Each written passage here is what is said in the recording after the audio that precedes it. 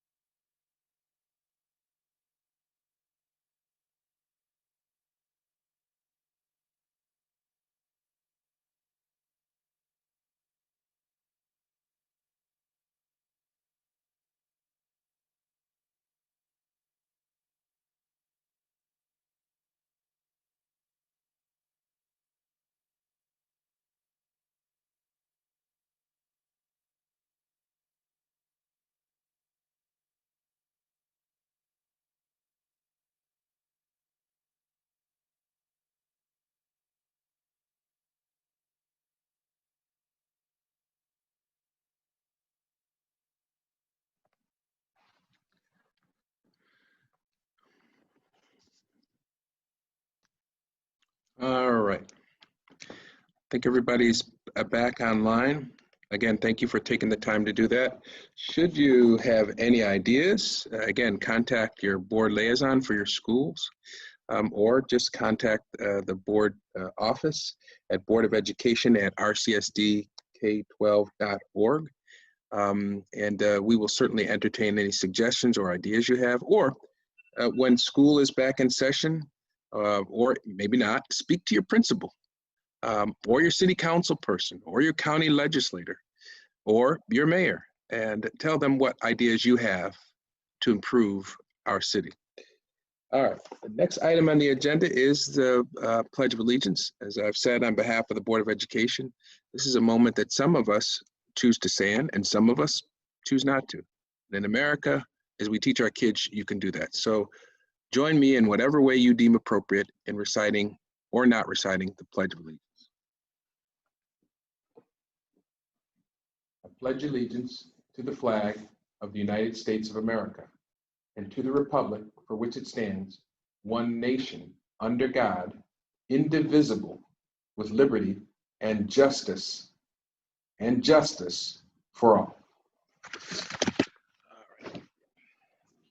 Next item on the agenda is we try to, the Board of Education is cognizant of the fact that the real heroes that do the work of turning our community around, whether it's in schools or in neighborhoods, is done by people not necessarily on the Board of Education, but rather by people in the streets, in the homes, in the neighborhoods, and in the schools of this great city. So on occasion, we try to recognize the good work that is happening in the community that is bringing hope to people in these very frustrating times.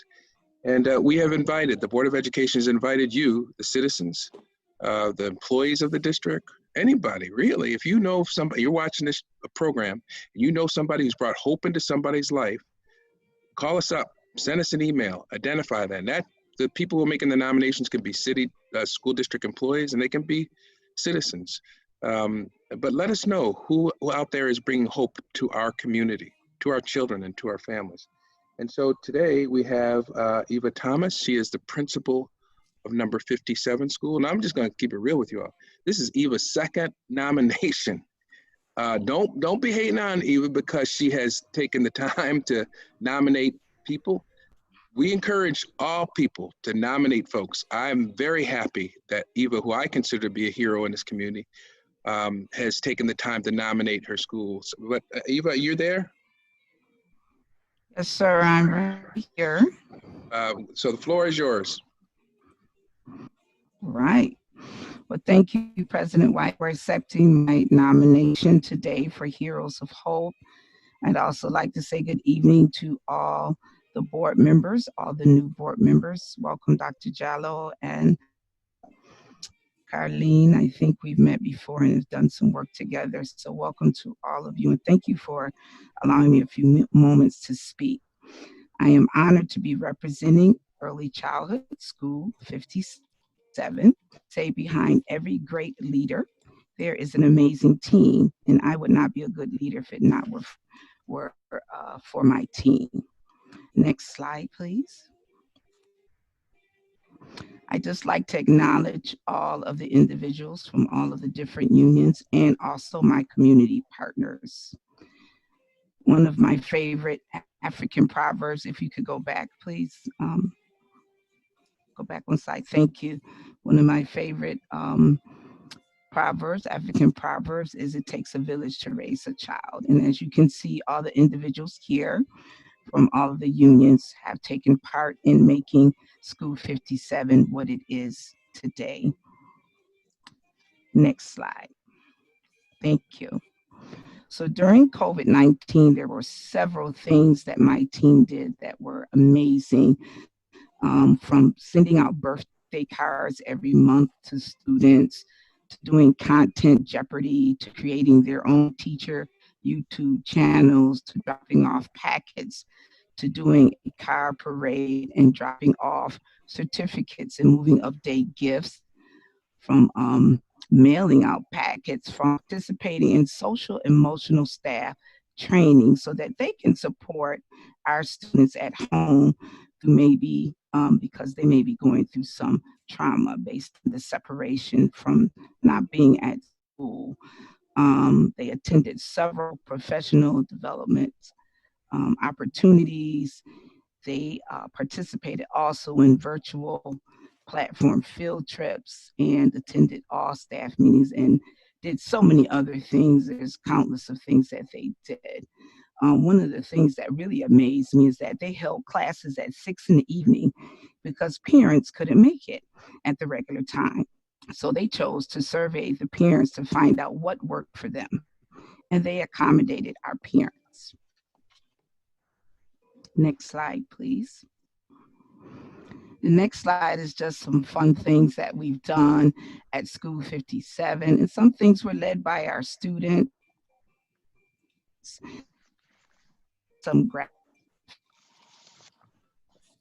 Dad's program. We have an awesome preschool program. We had crazy hair day, as you can see. And we love sending letters and notes to our parents and letting them know how much we appreciate and love them. Next slide, please. Thank you. Here you can see we're in PDs and staff meetings. We've been purchasing groceries through our Whole Child Health grant for parents who were in need, and we found out their food stamps were cut off. So we made sure that families had the necessities to get through the week, through the day. We also have a picture of our Men in Red Day, which we did for the opening of school, and we have community partners also on this slide. We did a Mother's Day grab and go even for our moms. Next slide, please. So in closing, I just want to share this testimony with you from a parent, which happened to text me today at 6:01. She says, "Hello, Ms. Thomas. This is Lacia Scott's mother. I just want to say thank you for all of your help. It has been a blessing for Lacia to have attended School 57 for the last 3 years. You all have been great teachers and wonderful role models for Lacia. He loves you all. I was so sorry to hear that School 57 is closing. Yet I am grateful that Lacia had a chance to attend School 57. I wish all the schools in Monroe County could be like School 57 with so many caring people. Thank you for helping to make it happen. Be blessed, you and your family, Mrs. Scott." And in closing, I would just like to say that although we are closing our doors at School 57 after 28 years of service, we will never close our hearts to the passion and drive that we have for student success. The legacy of School 57 will continue to live on and sprinkle throughout the Rochester City School District. Thank you for your time and attention, and God bless you all. Thank you, Principal Thomas. We appreciate those words, particularly your last set of words. As you know, and if you have said to others, 4 other schools that have faced a similar fate, and to be able to look children in the face and give them hope in the face of discouraging news takes great courage. And on behalf of the Board of Education, I want to thank you for that service and your other colleagues who face similar fates, and say to you and remind you all, although you may not think so, that we do appreciate your service. And we especially appreciate that service in the light of the difficult challenges it must have taken to face closure and still give the best face possible to our children and give them hope. That's what this recognition is all about, heroes of hope. You and your colleagues faced the most difficult set of circumstances, in many instances unanticipated, and still were the face of hope to children and families that desperately needed it. So thank you again. And on behalf of the Board of Education, to all of your colleagues at 57 and at the other schools, while it again may not seem like it, we really do thank you and appreciate you for your service. Thank you very much. I did want to do a shout out to an awesome chief, Dr. Carmine Peluso. He has been there every step of the way with School 57. So I would be remiss if I did not acknowledge him. Thank you, Carmine, for all that you have done for School 57, and we will never forget all that you've done to support us along the way. Thank you all. Have a wonderful evening. Again, thank you, Principal Thomas. Next item on our agenda is the acceptance of minutes. We have two sets of minutes to accept, May 28th, 2020. That was a business meeting. Those are business meeting minutes. There is also the matter of accepting minutes regarding our public hearing regarding 3 charter schools. That public hearing was held on May the 28th, 2020. Is there a motion to approve those minutes as drafted? Motion. Thank you, Commissioner Adams. Is there a second for that motion? I'll second. Thank you, Commissioner LeBron. All those in favor of approving those 2 minutes as drafted, please indicate by saying aye. Aye. Aye. Aye. I assume that everybody's video is on so that the clerk can record your vote. So those minutes have passed. Next item on the agenda is speakers. My understanding is we have 1 speaker this evening. Is that right? That is correct, President White. We have Corey Lynn Reimer. We are admitting Corey Lynn into the room right now. Corey Lynn, are you with us?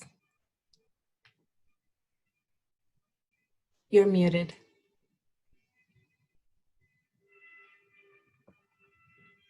Yes, I am. Welcome. You have 2 minutes. Thank you very much. I am coming to you today to strongly recommend reinstating 1 central office position. The position I am referring to is Clerk 4, Support to the Arts Department. This position is currently held by Bia Papa. Bia Papa has been the support staff clerk for the Arts Department for many years and is incredibly knowledgeable and efficient in this position. Bia knows our department inside and out. Bia's tireless efforts keep the gears turning in our department. At times, Bia has had to work to support the arts department even when the department has been without a director. I spoke of Bia Papa during budget deliberations in April and May when I advocated on behalf of our entire department. Thankfully, the Director of Arts position was reinstated after much contemplation on the part of the board, which I commend. But to reinstate the Director of Arts position without reinstating Bia's position creates a directorship that no person could possibly be successful in. To ask someone to lead a department of over 150 teachers and to also complete all of the support work involved would be impossible for any one person to do alone. I've spoken at length at previous board meetings citing the myriad opportunities and activities that are undertaken by the Arts Department annually in the service of our students. Please do not forget that the teachers of the Arts Department reach and teach the approximately 25,000 students in grades K through 12 that this district is responsible for educating. To give you an idea of some of Bia's responsibilities, Bia is responsible for handling and processing all of the purchase orders for the Arts Department. Bia is responsible for arranging bus transportation for Arts Department related field trips. Bia knows our many community partners and actively communicates with them and delivers information to us from them. Bia triages phone calls and concerns that come into the department. Bia helps research needed items and answers teachers' questions about materials and orders.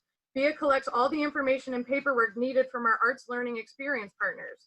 Bia is an invaluable asset to this department. I challenge you to find a building principal that would elect to lead not only their school, but to also run the main office of their school alone. And I ask you to seriously consider what the trickle-down effect if you continue with your plan to eliminate this position. Bia Papa knows what she is doing, and to place her in another position would be a disservice to the children of this district. Thank you very much, Corey Lynn. We appreciate your input. President White, that ends the speakers portion of the agenda for this evening. I would remind folks that everybody has the opportunity to take full advantage of speaking to the board or writing to the board. Remind you that you can do so by contacting the board and its staff at boardofelducation@rcsdk12.org. If you do that and you want to speak, you of course have to leave your name, your affiliation, whether you're student, parent, community organization, or staff member. Everybody's welcome to speak. You have to also leave your telephone number and the specific topic that you want to address. And of course, we welcome written comments as well. All right. Next item on the agenda is advisory reports. I am saddened to say Tati Spencer is going to give us her last report. Ms. Spencer, the board truly appreciates your service. We hope that you can come back when things sort of settle down a bit, and we can hopefully before you go off to college or whatever your next step is, so we can properly give you a plaque and show our appreciation and maybe begin to hug people again. But Ms. Spencer, why don't you go ahead and give us your final report? All right. Tonight I will be reporting on the Student Leadership Congress June meeting. We discussed the meeting agenda. The icebreaker question was, what is our biggest concern going into the summer? Students' responses were grades, reopening of school, going out in public, fear of rising numbers and redoing the phases, not being prepared for next year, no social distancing, how schools will look like next year, and when things will go back to normal. Students are also concerned with how clubs and sports would be affected by Corona and the district's budget. I updated the Congress about the removal of SROs in schools. Believe it was better to use the money for things such as teachers, counselors, and resources. We took it into our own hands to continue the celebration of Juneteenth by having the community post how you celebrate our African American culture. Anaya Simmons from school number 58, Stephen Simmons from early college, Mercedes from communications, and myself worked together to create a hashtag and an SLC Instagram account at RCSD SLC. If you plan on participating, tag hashtag RCSD Juneteenth and hashtag RCSD Juneteenth 2020. I hope to see all your posts. We then discussed the dates for next school year and even possibly having a summer meeting to plan for the upcoming year. We discussed the events and activities that took place this year and continuing them in 2020-2021. We discussed the positions that we have: president, vice president, secretary, and 3 executive school-based planning team members. The responsibilities and duties that each officer will have was explained. The president for the 2020-2021 school year is Anaya Simmons. Anaya is on the Zoom, and I would like to give her a chance to introduce herself. Hi, everybody. My name is Anaya Simmons, and I'm an upcoming junior at World of Inquiry. And I have been an RCSD student for 7 years, maintaining a 4.31 GPA. I was elected to be co-captain of my school's varsity tennis team, making All Greater Rochester honorable mention this past school year. This past school year, I was also involved in yearbook club and math league, along with being a rock responder leader in our district and a student council member for 2 years. In my free time, I volunteer at my church community and connect with kids and improve their academic states through the Horizons program. I am very passionate about social justice, environmental conservation, and mental health. I use the platform I have now to spread awareness and gain support for these issues. With the new platform I am given, I hope to be reaching out to an even bigger audience. Although I have a few ideas to help our district, my position is to be a speaker button for our students. I am very excited to be working with new people and continue working to better our community. Excellent, excellent. We are virtually applauding, right? Oops. Yeah, we are virtually applauding right now, Ms. Simmons. Excellent, well done. Does anybody have any questions for our incoming president or our outgoing president, Ms. Simmons or Ms. Spencer?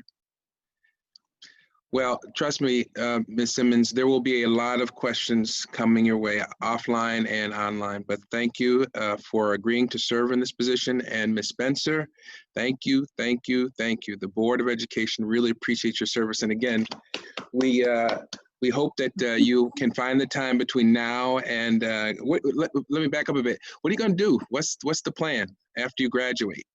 The plan, I plan on going to, I plan on going to college and then pursuing to get my degree in psychology. All right, all right, all right. Well, hopefully before you go do that stuff, you'll come back. We'll give you a proper sending off with a decent, maybe a decent cake and a nice plaque, because you deserve it. We really appreciate your service. So thanks again on behalf of the board. We really appreciate it. All right, next. Yes. I still have a little bit more. Oh, okay. Yeah, I'm sorry. My bad. Oh, you weren't done. Fine. Go ahead. In review of the resolutions, we are in support of Resolution 1013. And thank you all for your support. I will be continuing to support SLC next school year as vice president. So I'm not going anywhere just yet. I'm just stepping down to really focus on my senior year. Oh, okay. All right. All right. Well, I thought you were graduating. No, not yet. Not yet. Next year. All right. Thank you very much, Ms. No Spencer. problem. We appreciate your service. And so we will have a chance to give you a proper send-off before Yes, most definitely. you begin your senior year. Okay. Next item on the agenda then is advisory committee reports from our parents and bilingual. I understand we don't have reports from either, but I do want to encourage people, parents, caregivers watching to apply to become a member of our parent engagement process. We, for many years, have had this practice of asking parents to serve on our committees. And so if you go to rcsdk12.org and you go to the Board of Education page on that website, you will see an application to become a parent rep on one of those committees. The school year is still a few months, a new school year is still a couple months away, so you have some time, but we would really encourage you to do that. We have a number of committees that you might be interested in: audit, finance, governance, intergovernmental relations, human resources, and policy. So we've got lots of room for parents to be engaged in the policy mechanisms of the Board of Education. Lots of opportunities for you to have input above and beyond, let's say, just sending a message through email. So we really would encourage you to go to the Rochester City School District's website, then go to the Board of Education's page and sign up and apply to become a rep on any one of our committees. We certainly could use your support and insight. All right. Any board member want to add anything to that? We have, every one of our board members is chair of a committee, and I know, having spoken to them, that they really like this aspect of engaging parents. So again, if you could, go to that website and sign up for service on one of those committees. President White, is it okay for me just to make a comment about the BEC? Absolutely. If that's okay. Yeah. On Monday, I met with representatives from the Bilingual Education Council. We met for about an hour and 15 minutes. We had an open dialogue. We had a really good conversation. And so I have committed to either myself or a member from the superintendent's cabinet to meet with them on a regular basis. So I believe it really opened up the lines of communication, and I just wanted to be on record that we had a good conversation, and I wanted to thank them for meeting with me, and we're looking forward to moving forward with them. Thank you, Superintendent Myers. We appreciate that, because we know every board member has expressed concern about our bilingual students and how we approach that. And I know there was great concern about maybe some of the challenges we have. So thank you for getting on top of that as one of your first responsibilities as superintendent. Next item on the agenda are our reports. Why don't we begin with Finance and Resources, Commissioner LeBron? You guys are gonna hear my grandson in the background. So That's okay. he's here visiting. He started making noise all of a sudden. So I apologize. So the Finance Committee convened on Tuesday, June 9th as the Committee of the Whole via Zoom video conferencing. The Finance Committee recommends approval of the district's unaudited May 2020 financial report. The report has been amended and updated per Commissioner Powell's verbiage edit suggested in the June Finance Committee. Can I get a motion for that report now?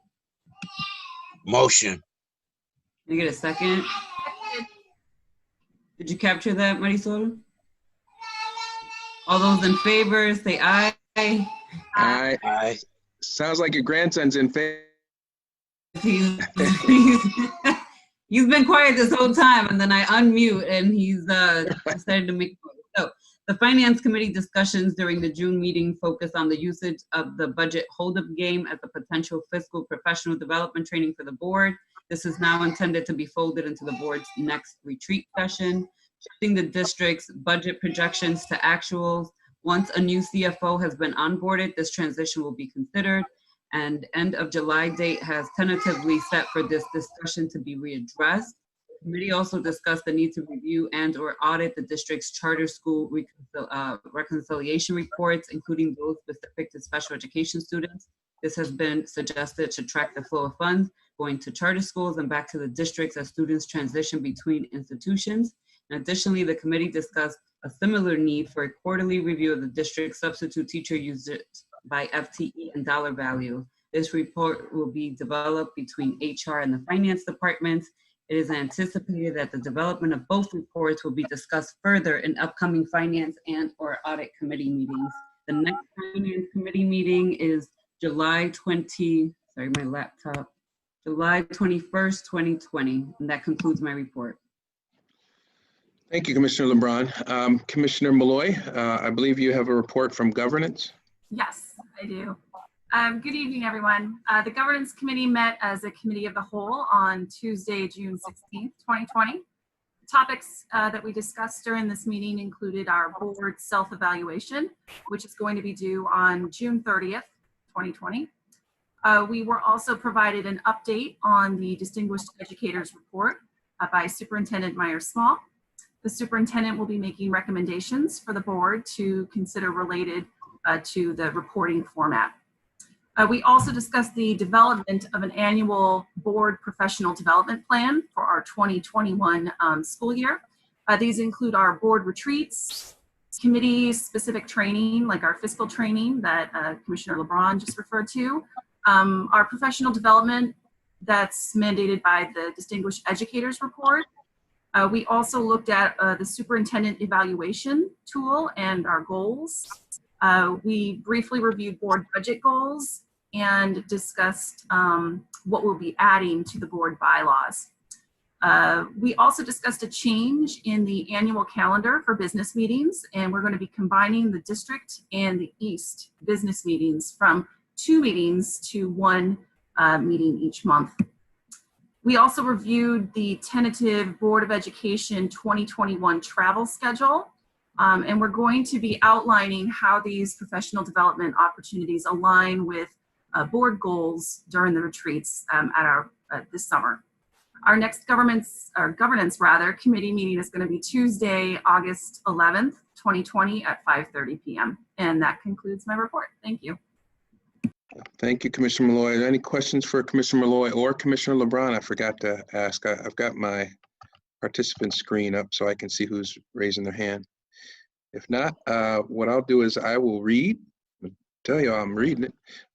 The report I have from policy. Thank you, Kaya, for helping the members of the Board of Education, particularly me, with these prepared reports.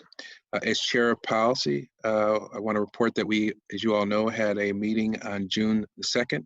I'm sorry. On June the 2nd of 2020. The committee reviewed the updated policy update chart and discussed the board's policy priorities.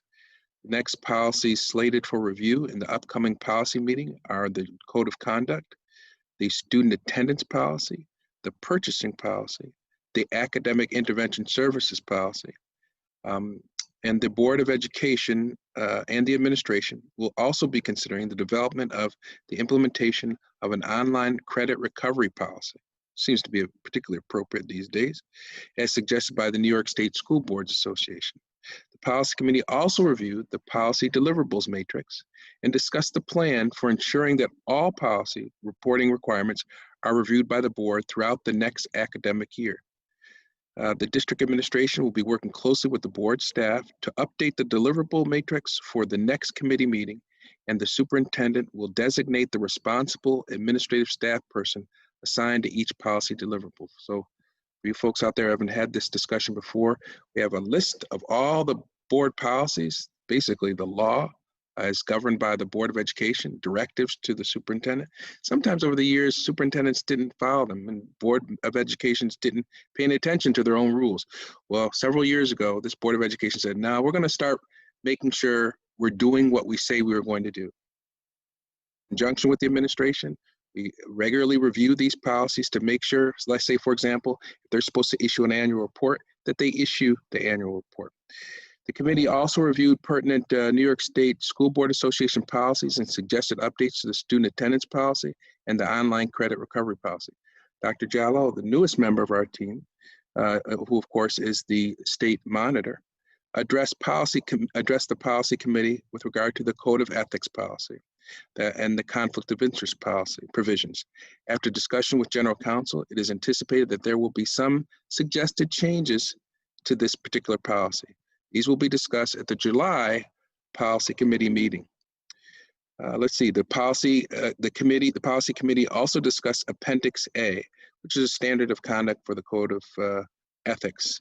Appendix A is this how we relate to each other and to other members of the district team. While there has been extensive conversation about this particular policy and the appendix, we've agreed, it is decided that what we will do is we will revisit this conversation at a subsequent time after we've had a chance to really get in the groove, if you will, with our current standards of conduct.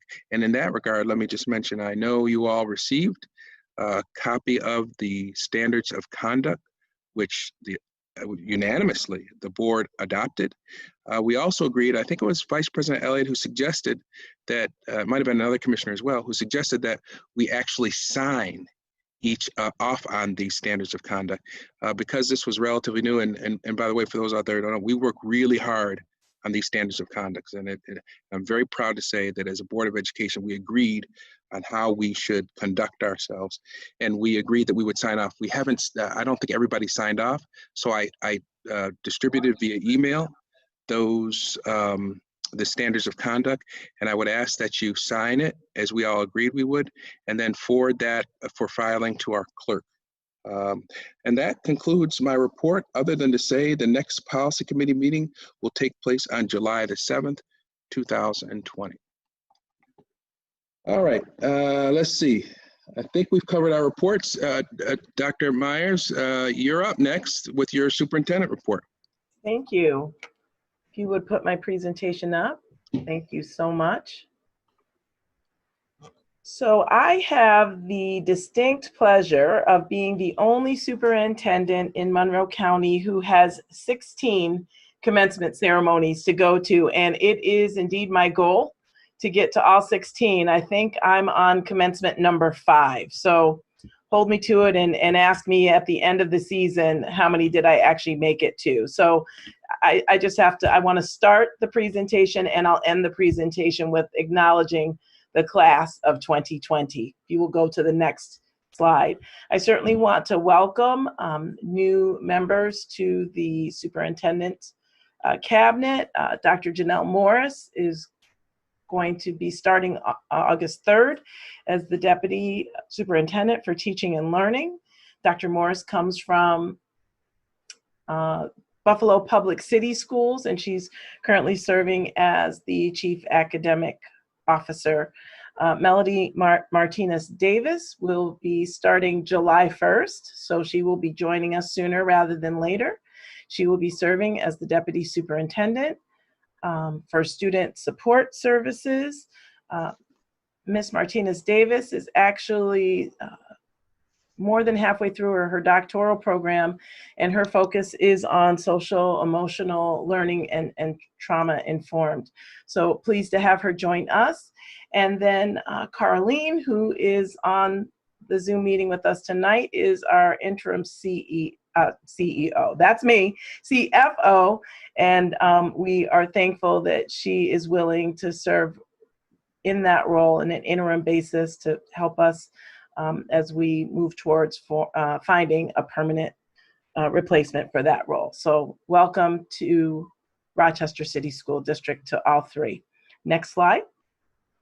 Chromebook deployment. I certainly want to thank lots of individuals, the City of Rochester, the Rochester Area Community Foundation, and the United Way of Greater Rochester for enabling this to occur for our students in the Rochester City School District.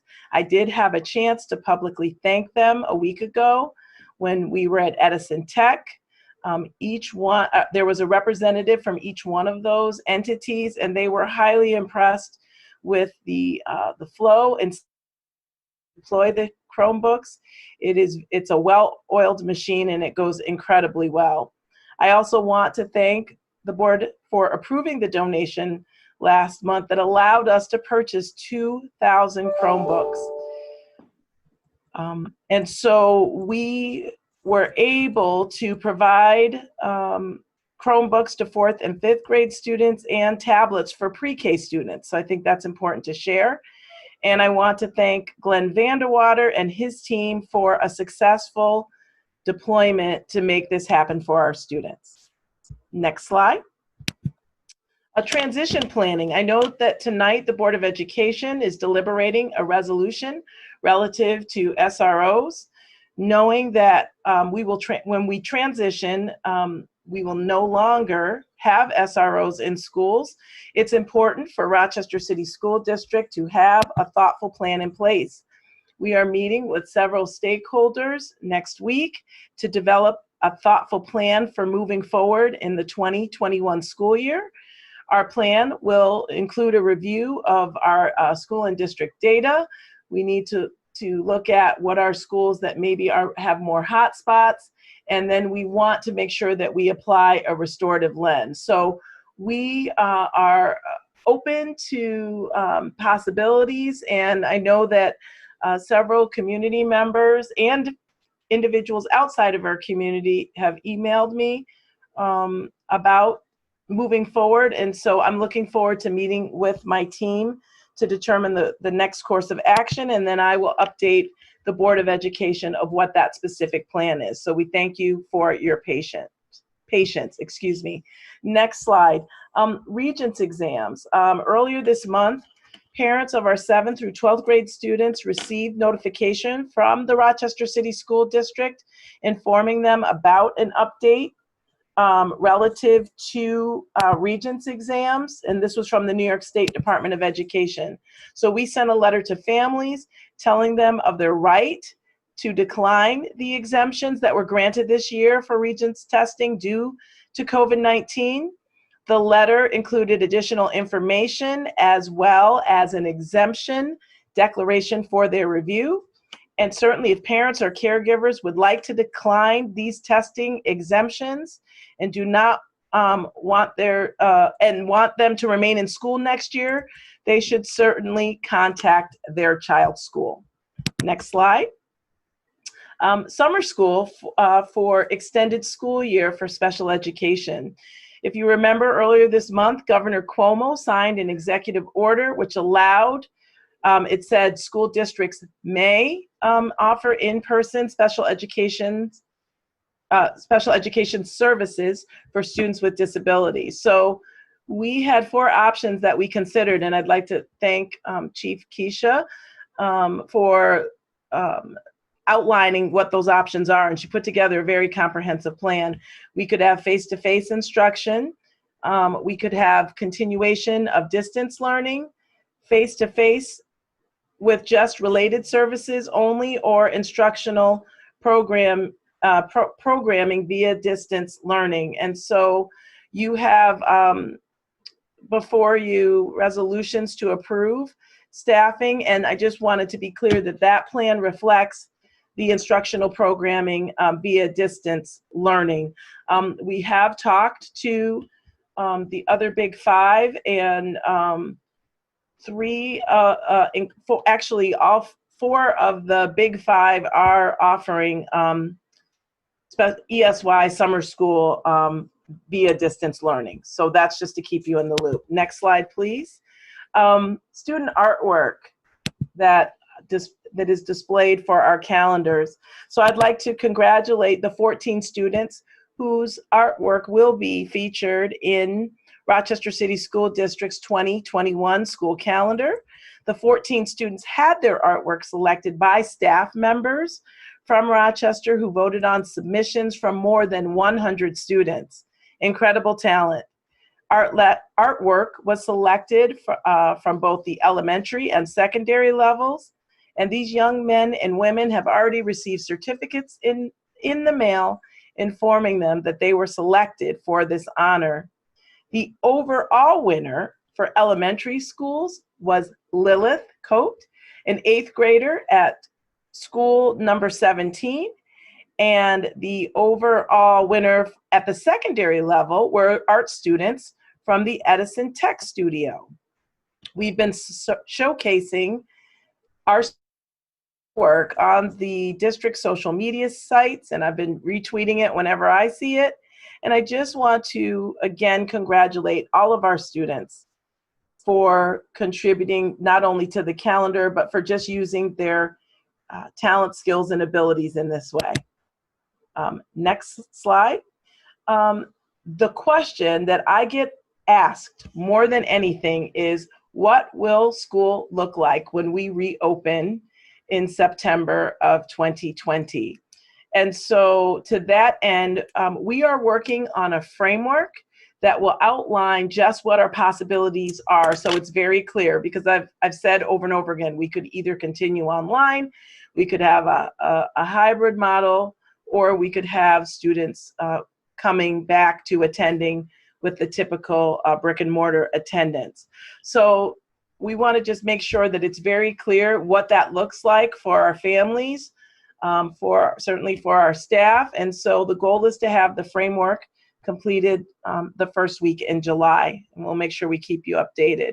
And then the last slide is just, again, congratulations to the class of 2020, as our ceremonies have started this week across the district.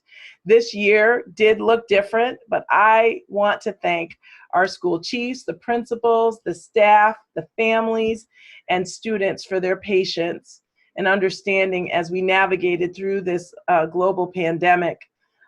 Each school and program has come up with incredibly unique ways to celebrate our students, and I am so thankful that I've been able to be a part of them in some way, shape, or form. So you see on the left is the commencement ceremony at Monroe.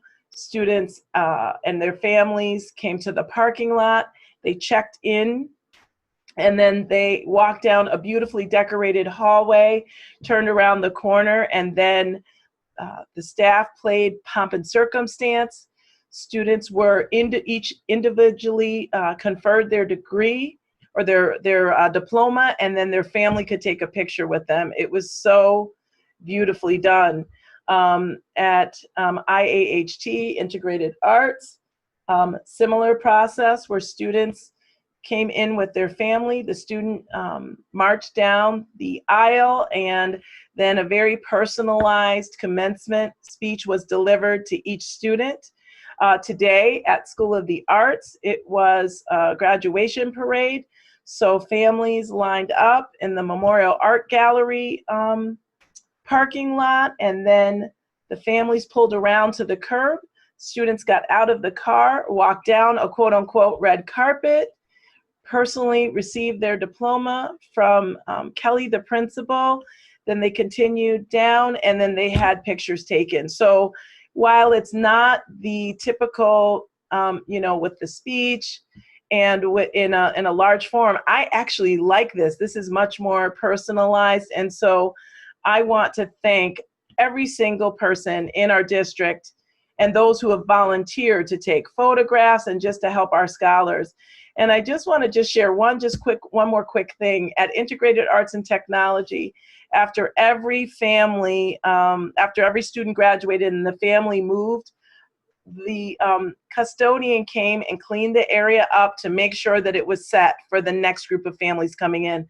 So every single attention to detail has been made to make a situation that could have been extremely devastating and incredibly difficult. We've done our best to really make our students feel special. I also have students come to advocate to me because the governor did sign another executive order saying that we could have commencement ceremonies of 150 students or up to 150 individuals. I had a great talk with 3 young ladies from World of Inquiry School. I did not grant their request, but we had a great conversation. And so I always appreciate student voice, and I thank them for speaking with me, and I've committed to attend all 3 of their commencement ceremonies on the 24th of June. So that concludes my report. And again, congratulations to the class of 2020. I am so proud of you. Can we just give them a round of applause? Congratulations. That ends my report, President White. Thank you, Superintendent. Are there any questions for the superintendent? Yes, Mr. President. Yep, go ahead, Vice Yeah, President Elliott. Hand up too, just so you know. Yep. Madam Superintendent, I had a person in the community to tell me that there's only like 1 Chromebook per family. Like there may be a number of students, but they only have 1 Chromebook. What's the policy around issuing Chromebooks, Dr. Myers-Swan? Sure. Glenn, do you mind answering that for me, please, and thank you? Absolutely. Good evening, everybody. All students that are in grades 4 through 12 are eligible for a Chromebook. Even if there's multiple siblings within a home, they're still for a Chromebook. The same thing is the same. We're going to follow the same guidelines when we start to deploy the MiFi devices that we're going to be receiving on Friday. We would turn nobody away in those grade levels. All right, so I'll follow back up with the person and have them to, I'll do something. Well, please feel free to have them reach out to me. I'd be more than happy to answer the question. All right, thank you. You're welcome. I see Commissioner Shepard and then Commissioner LeBron. Yes, I have a few things. One is about our Edison students who were chosen, and I was wondering if each of their names who worked in that painting could also be recognized. Sure. Just as we did for the middle school student, I just would like their names to be highlighted as well. And then I did want to ask about the who the stakeholders are that your team will be working with in regards to the transition plan for the safety of the district. So we have principals, we have SSOs, we have some cabinet members. I believe we've asked students. Mike, help me out. Who else? Ruth is on that. Mike is on that. Who am I missing? Nursing staff. Nursing staff. Okay.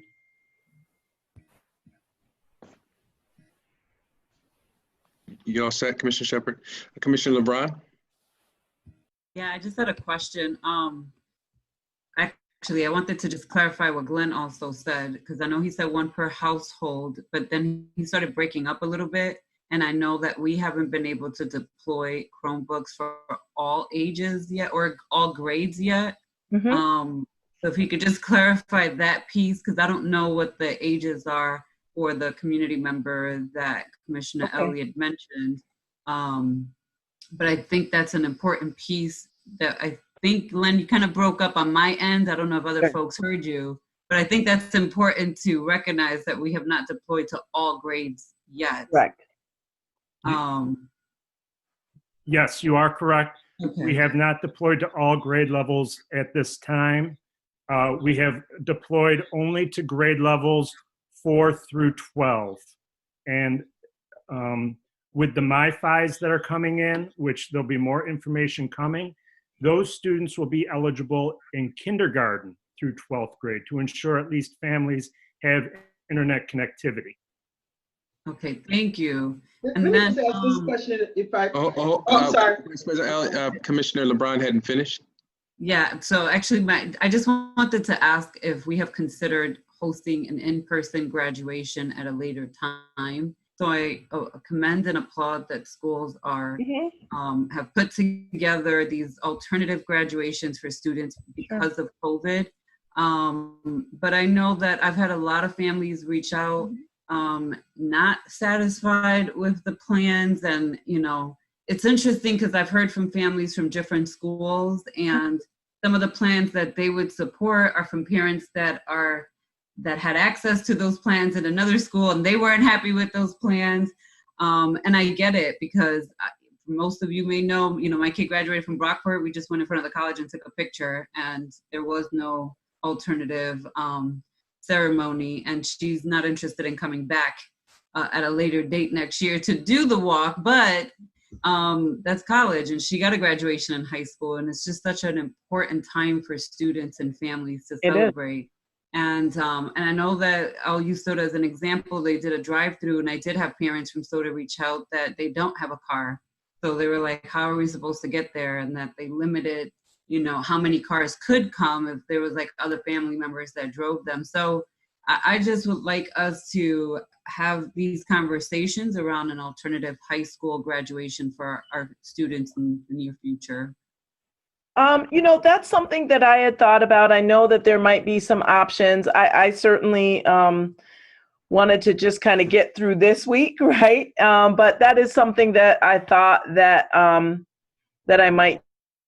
And then I just want to circle back, Commissioner LeBron, because the principal did share with me that they checked to make sure everybody did have car access. So if that person didn't have, I guess I would want to know about that, because that was something that we talked about today, because I'm thinking, wow, you need to have a car to participate in that. And she shared with me they did check. So I just, if that was problematic, would you please let me know? Thank you. I'll share that parent's information with you. Thank you. I appreciate it. Any other questions for the superintendent? Yes. Vice President Elliott? Yeah, I just want to circle back. Commissioner LeBron just reminded me of something about the Chromebooks and student. They're only going to be distributed at this point for kids in the 4th through 12th grade. What happens? I have a family member who's they were getting. I guess she's in the 1st grade or 2nd grade, who was getting information, but then didn't pay the phone bill for her phone so that she's able to get the access to the information. What happens in a case like that? So on Friday, we're receiving 5,800 MiFis free of charge from the 1 Million Project. Those are coming in the form of very much like my wallet here, just a device with an on-off button that provides internet access. Now we also are receiving, I'll turn my phone off, but we're also receiving MiFis in the form of cell phones. And so those younger students, maybe families that don't have any connectivity, it does allow for internet browsing, and it is SIF compliant, meaning that inappropriate site, it's going to be coming through a SIF compliant filter so that inappropriate sites could not be accessed. There is no cellular data for making phone calls, but similar to the hotspots that we have on our cell phones, that will be an option for students in those younger grade levels. All right, thank you. You're welcome. Any other questions for the superintendent? Yeah, I do have a question. I'm not expecting an answer today, but I did want to put this out there. I know that we ended up getting a summary of what's happening with School 20. I am requesting that we get a summary. It doesn't have to be anything of length, but a summary of what exactly is happening with the schools that were supposed to be closed, with the pre-K centers. I would like a finalized update on what that actually looks like, because I know there have been some changes. That includes Monroe High School, school number 3, because I do have some questions, but I want to make sure I'm going based off of what has been finalized with that. Okay. All right, I don't see any other questions or comments for the superintendent, so we'll move on to the next item on the agenda, which is consideration of resolutions. Before I do that, I did get an email from somebody. They said, well, Van, you're talking about standards of conduct, and my colleagues, of course, know what those are, but folks don't. It's policy number 2160. It does detail the nature of those contacts. You can go on our website and find out what the standards of conducts are, but for the person that asked me, it says, for example, board members will work together as members of the community in a spirit of respect. civility, decency, harmony, and cooperation. It also says we will be open to feedback and information from all district stakeholders. It says whenever possible, we will, and consistent with New York State law, the board will operate in the most transparent way. And it also says that all board members understand that we must maintain confidentiality of all matters. And it says that we agree to demonstrate professional attitudes and personal conduct reflecting the standards articulated in the district's code of ethics. And it says, two more, it says, we work unceasingly to improve the understanding and support of public education. And finally, it says we'll avoid any conflicts of interest as defined by policy 2160. So that's what I was referring to, that document that board members have agreed to sign off on. Next item on the agenda is, as I said, considerations of resolutions. Before I do that, I wanted to make sure that if there were any topics or sets of resolutions that board members believe that, or singular resolutions that board members believe we need to discuss in executive session, so I can sort of pull them out now. Yeah. Yep, Commissioner Shepherd, what you got? A resolution 977 and resolution 987. 987. Okay, now I'm gonna do my best to get through this in terms of sort of clumping together, if you will, some of these resolutions. If I mess up or if I miss something, I know my colleagues will help me out and guide me in the right direction. If there's any objection to how I have gathered these resolutions together, just let me know and we can fix it right away. So at this particular time, I need a motion to discuss resolutions 975 and 978. Motion. Thank you, Commissioner Malloy. Is there a second to that motion? Thank you, Vice President Elliott. Any questions or comments regarding resolutions now, just 975 and 978? I'm looking at my list, the stack list. I don't see anybody raising their hand. So why don't we go ahead and take a vote? Just be mindful that your video screen has to be on so that our clerk can record your vote. All those in favor of resolutions 975 and 978 indicate so by saying aye. Aye. Aye. And for those just watching, we rely on our efficient clerk to notify us whether there is a lack of a majority to pass a particular set of resolutions. So if I don't say anything and she doesn't say anything, you can assume that those resolutions passed. Did I ask for nays? I don't know if I asked for nays. Anybody oppose the passage of resolutions 975 and 978? All right, let's next move on to resolution 981. Is there a motion to discuss resolution 981? Motion. Thank you, Commissioner Malloy. Is there a second? Second. Thank you, Vice President Elliott. Any questions or comments regarding resolution 981? I don't see any questions on the participant list, so I am going to ask that we do a vote. All those in favor of resolution 981 indicate by saying aye. Aye. Aye. Aye. Any nays? Seems that the ayes have it.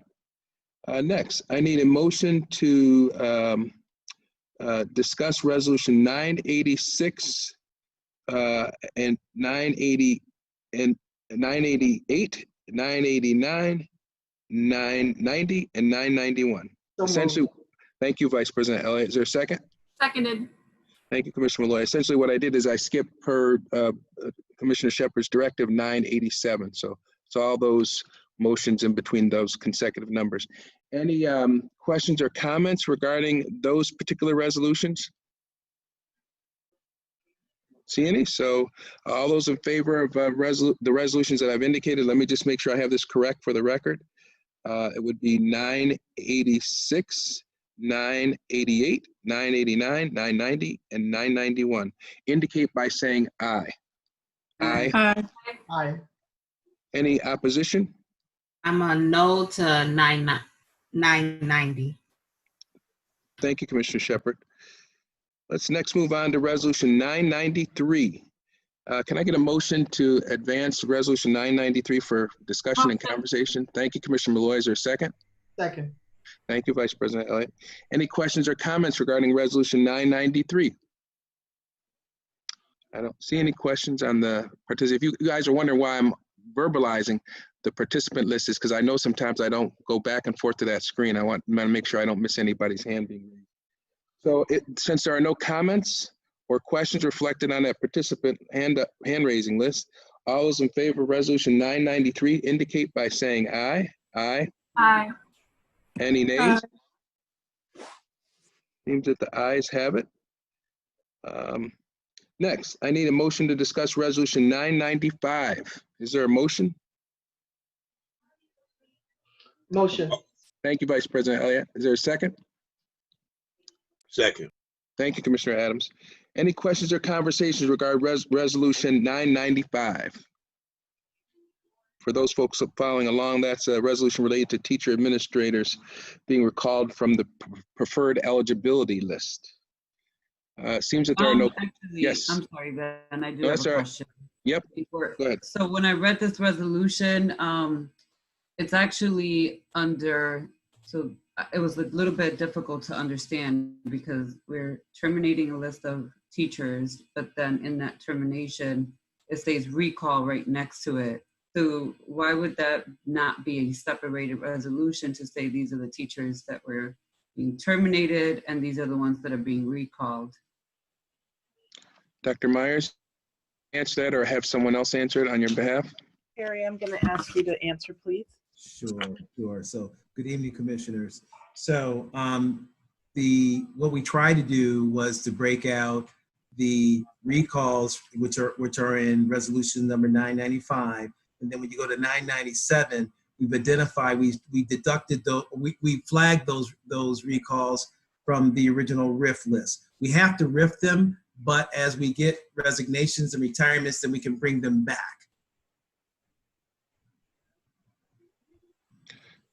Commissioner LeBron, did that answer your question?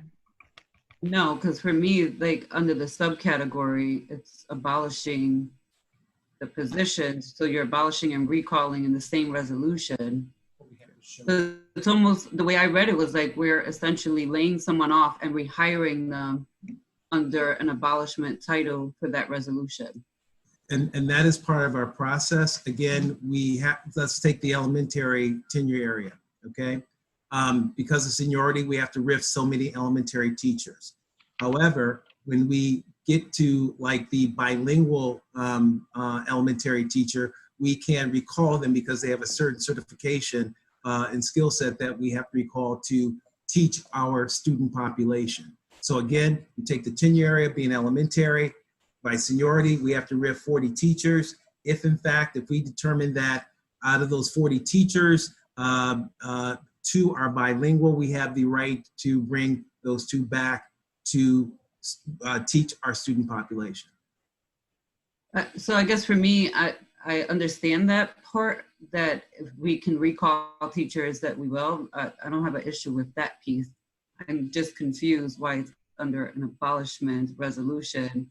Essentially, again, we're terminating someone and rehiring them in the same resolution, and why that would not be just a termination on one resolution and maybe a part A that says a recall from these folks that are being terminated in this resolution.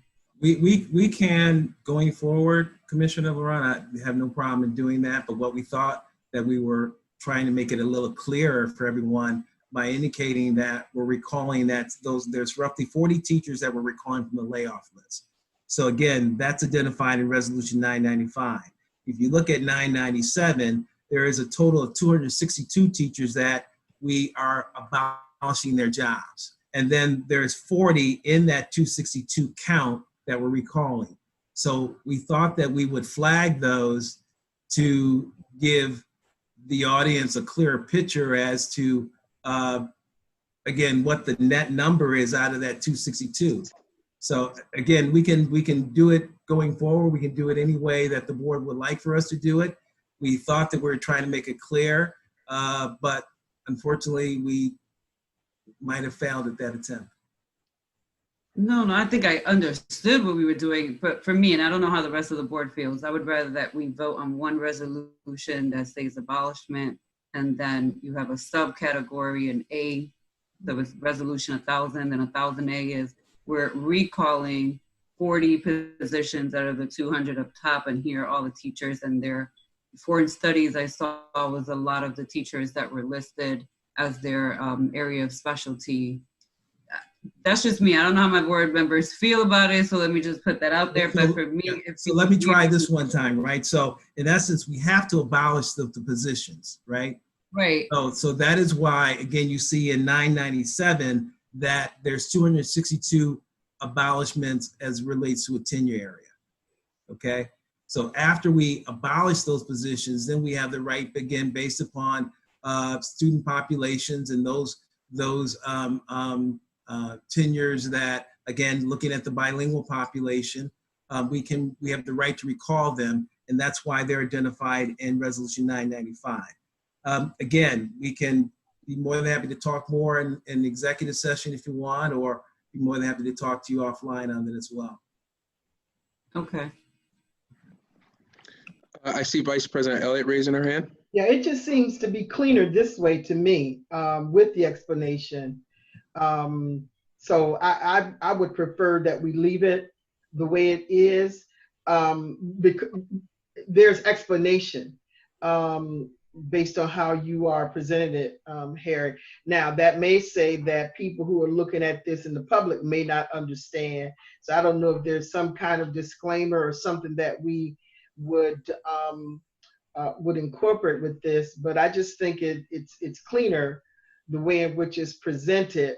But then again, people who are not necessarily, understand what's going on. So some kind of disclaimer. I'm not sure what that is, but for me, it makes it simpler with your explanation, Harry. But someone that may not have the explanation, it may not be as clear. But I think it's clean this way myself. Thank you, Commissioner Elliott. And the disclaimer really is part of the RTA contract. I mean, so contractually, we have, the authority or the right to do what we're doing. But again, if it's not clear, I'd be happy to do some changes for the next board meeting. Commissioner LeBron? Yeah, so I just want to say, I hear you, Harry, and I hear you, Commissioner Elliott. But for me, when I look at resolutions, I also look at if I'm in the community and I go to board docs and I pull this up, am I going to be able to understand it and follow along? And it is a little confusing, and Harry's not always going to be there, and the community doesn't always understand to go look at the RTA contracts, look at the language. So for me, this is just me speaking. Okay. Our resolutions, anyone in this community should be able to open them up and follow along and understand what we're voting on and why. Any other? Sorry, I wasn't. No, that's all right. By accident, but I would be okay with some form of disclaimer explaining that at the bottom, whichever way we could just make it clear. Okay. Commissioner Shepard. I do have a question surrounding the recalls, the layoffs, retirements, and resignations and terminations. Now, I know that we had spoken about that there would be a process that was put in place in regards to that magic number of hires that we have. And I want to make sure, because you did say 44, and I know that the number was in the 30s, but then I also know there's resignations and there's terminations. So I just want to make sure, is there a process in place that has been developed to keep an eye on that number? Yeah, there is. And again, the answer to that question is yes. And we can definitely expand on that or provide you with that process document at any time that you like. Yeah, that's fine. I don't need the process right now. I just wanted to make sure that it is in place, and a yes is good for me, and then you can just provide it in writing at some point. Good enough. Will do. Thank you. Harry, my only addition to this conversation would be, while I understand it and would agree with Vice President's comments, I think, as you know, and the superintendent knows this, we can always try to figure out how we can make these documents more user-friendly to those of us, that part of our community that doesn't see this stuff regularly. So I would ask that, I would ask the superintendent give some consideration with your support and guidance about not just on this particular resolution, but on all resolutions, to make sure that they are understandable for anybody who might have the time or the inclination to pick them up. But I'm good for it now, but that's not to dismiss Commissioner LeBron's concern. We should always be thinking about how can we make these things so that you don't need a Harry Kennedy to explain to you what's going on, or a board member. So I appreciate Dr. Myers, if you could facilitate, always keep and I know your Harry does do that for you, but I think we can never forget that it's easy for us to draft something and get it passed by the board because we understand it, but we got to be mindful that other people might be, and if they take the time to go on the website or go on the board docs to read this, they must be really interested, and we should make sure that that it is a good, easy experience for them. So any other comments regarding Resolution 995? I don't see anybody commenting. So all those in favor of Resolution 995 indicate by saying aye. Aye. Aye. Any opposition? Seems that the ayes have it. Next, I need a motion to discuss Resolutions 997 through 999. Is there a motion? Help me out here, folks. Motion. Thank you, Commissioner Malloy. Thank you, Vice President Elliott. That motion is now properly before the Board of Education. Any questions or comments regarding Resolutions 997 through 999? I don't see anybody raising their hand, so I think we're good. All those in favor of Resolutions 997 through 999 indicate to this community just by saying aye. Aye. Aye. Aye. And any opposition? All right, I need a motion to discuss Resolutions 1000 through 1008. They're called authorizations for additional pay. Is there a motion? Motion. Thank you, Commissioner LeBron. Seconded. Thank you, Commissioner Malloy. Any questions or comments regarding these additional pay resolutions? I see Commissioner LeBron has got her hand raised in the virtual world. Commissioner LeBron? Yep, let me pull it back up on my screen. I'm multitasking. So yeah. I actually had questions on Resolution 1000 A and B. So this isn't pertaining to providing professional learning to teachers on culturally relevant curricular scope and sequence for ELA. And then it also mentions that it's tied back to next generation standards, K through 5 ELA curriculum scope and sequence. And I just wanted to understand how, I guess this extra pay resolution, if we hired teacher mentors to do this work and train teachers around this type of work, it had came up in terms of multiple times in the budget process of these coaches that were going to be coming in specifically to train around this piece. So I wanted to understand, why are we seeing this? How will this happen? And how will this be monitored if there's no classes? That's for 1000C. So 1000A and B relate to those two. So I'll start there. So I'll ask Linda to answer, please, and thank you. Sure. Both of these are for the math and ELA, and specifically for the summer, as it relates to trying to centralize and coordinate our efforts K-5 for ELA and K-5, 3-8 for math as well as algebra, so that we are, during the time of our closure of COVID and over the summer, and providing additional resources and support for our teachers, we are consistently providing the same level of curriculum and resources for our teachers in those grade bands. So it started during COVID closure and it's continuing over the summer. And it's about aligning our curriculum around common curriculum and common supports for our teachers. But how do the coaches that you put in the budget and hired fit into this? Aren't they supposed to be doing this training throughout the school year as well? The coaches will be working with the teachers throughout the summer. These are not people that are going to be available to do it during the school year. They're actually teachers that are going to be working on it over the summer. When we get into the year and we're starting with the reading curriculum rollout that we are implementing for next year, as well as the next gen implementation, which we have to prepare for during the course of next year, those will be where the instructional coaches and the 7 instructional coaches will come in to support those efforts. Okay, and then for 1000C, That's credit recovery, and I just needed to understand because there are resolutions on page 41 that are further down that also talk about credit recovery, the same language and system and format, but from a different chief division and a different directors labeled on that resolution. But I need to understand how we're doing credit recovery if we're not open. And in the past, we've had credit recovery by having kids come into the schools and do the work on site through laptops and computers. But how are we going to be doing this? And why are there two resolutions for credit recovery? And why wouldn't we lump them? I guess I don't want to use the word lump them all together, but in the past, I recall credit recovery being for students from all different schools coming in to do it. So I'm confused about that. I also need to understand how that's going to be monitored. And we haven't even opened schools yet. So I'm really confused at what to seeing those. So.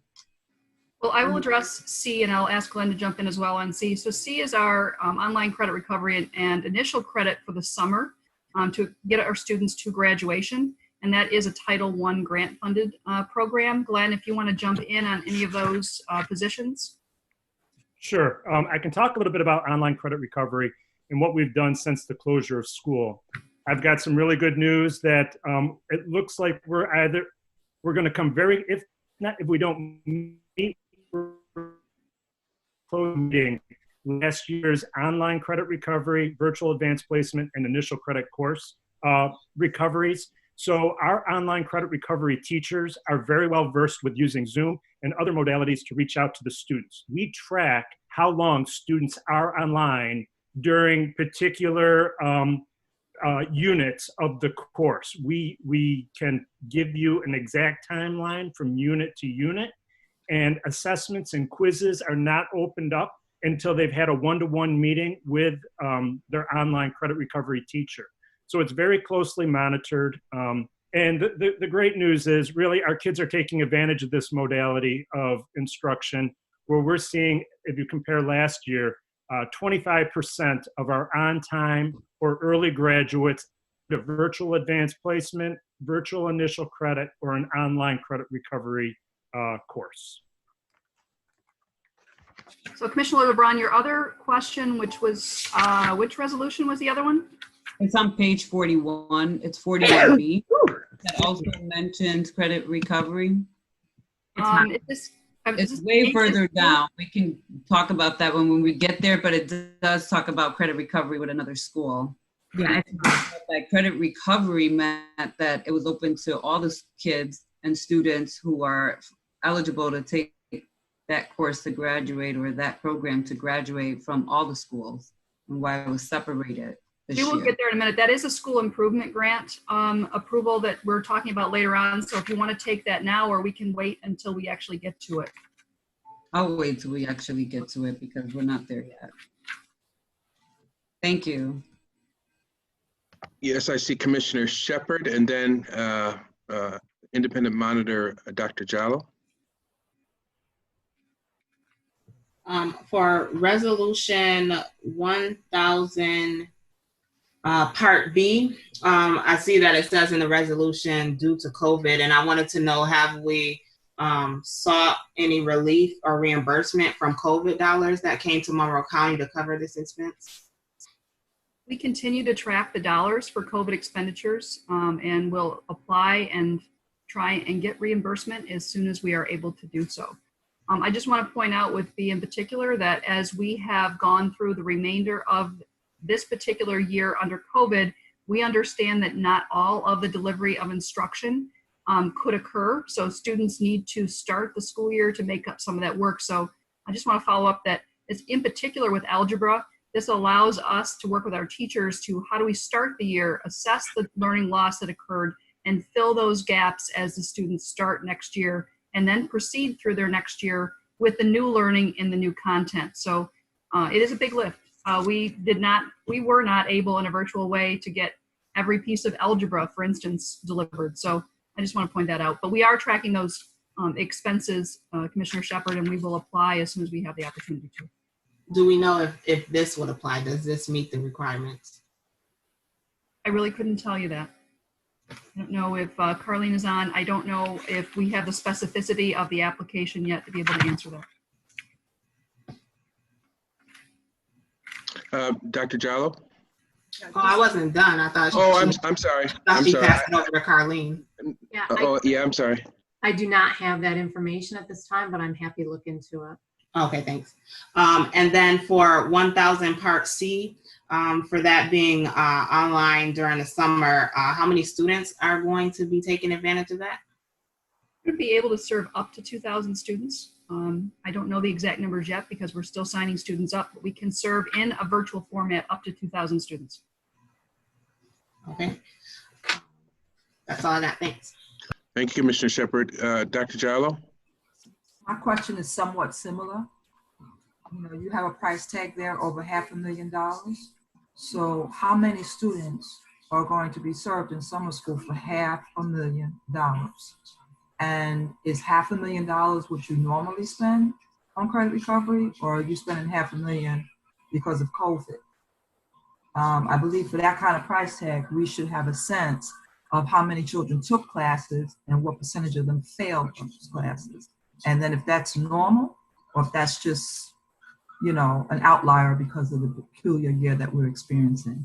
But you are essentially paying for kids to take the same class twice. And I would say that you probably cannot afford to continue that practice. We can get the specificity of how many students we ordinarily serve in summer school and what the cost would have been for summer school had we gone live and not virtual. I believe we could have served 1,000 students live, and that was what our anticipation was. In a virtual format, we're actually serving more students for less money, but we can get the specificity so we can break it down on a cost per pupil and actually have, now that we're beginning to look at the process of signing those kids up to start, we will certainly be able to give the exact numbers of how many students we sign up. So this is online. So if it's $500,000 for 2,000 students and only 1,000 take it, do those licenses transfer over into the fall, or what happens? You continue to use those licenses, or is the money lost? Is the license over at a certain date? If it's okay, I yeah. could, are you referring about our online credit recovery courses, Dr. Jallo? Right. Mm-hmm. I'm Okay, assuming very those good. are the courses. We buy our courses every year. We run our own learning management system, Agilix Buzz. Those seats do not expire. We have a set cost for the entire year. So we're not losing any money. If students go into the next, if we don't have, we lease them for the entire year. Yes. And some of them we've created in-house, by the way, too. Okay. It's a lot of money. Any other questions or comments regarding resolutions 1,000 to 1,008? I see Commissioner Shepard. Yeah, I just wanted to explain again, and I'll probably continue to do this until something changes, but I am going to be voting no to these resolutions because of the language in the first paragraph of the resolutions that say at the last sentence, the board authorizes the administration to revise pay rate and spending in the event that a pay rate is superseded by change to the collective bargaining agreement to the pay rates of the assigned personnel. Again, that always concerns me because we're voting on a certain number, and if that changes, I would like to know what will be the process or if the language can change. So I am voting no on that, but I do thank you for asking the questions, answering the questions. Commissioner LeBron? Yeah, so in regards to, this is for a different resolution around ESY. So I do appreciate that Dr. Myers-Smalls presented today some of the options based on what the governor issued out, but my understanding from that presentation is we actually don't have a finalized plan just yet on how we're going to move forward, but yet we do have some resolutions before us around that. And then, so in particular, let me just pull it up. I was trying to, so it's it's on page 34E, the ESY. There's something about schedules for that one, of creating schedules, But then D is the one around actually direct service to students, and staff will provide academic instruction in the summer learning program. I'm just not understanding how this is going to happen when we don't officially have what plan we're moving forward with. So if this is going to be done online, in person, how will it be done online?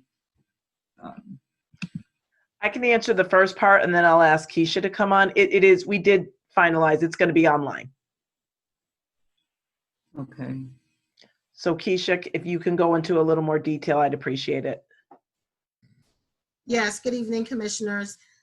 Commissioner LeBron, you asked a great question. We've been back and forth since June 5th and the governor's order about allowing summer school special education for students with disabilities. So in the order, it says that that schools may allow, and we've kind of been waiting for additional guidance from state ed.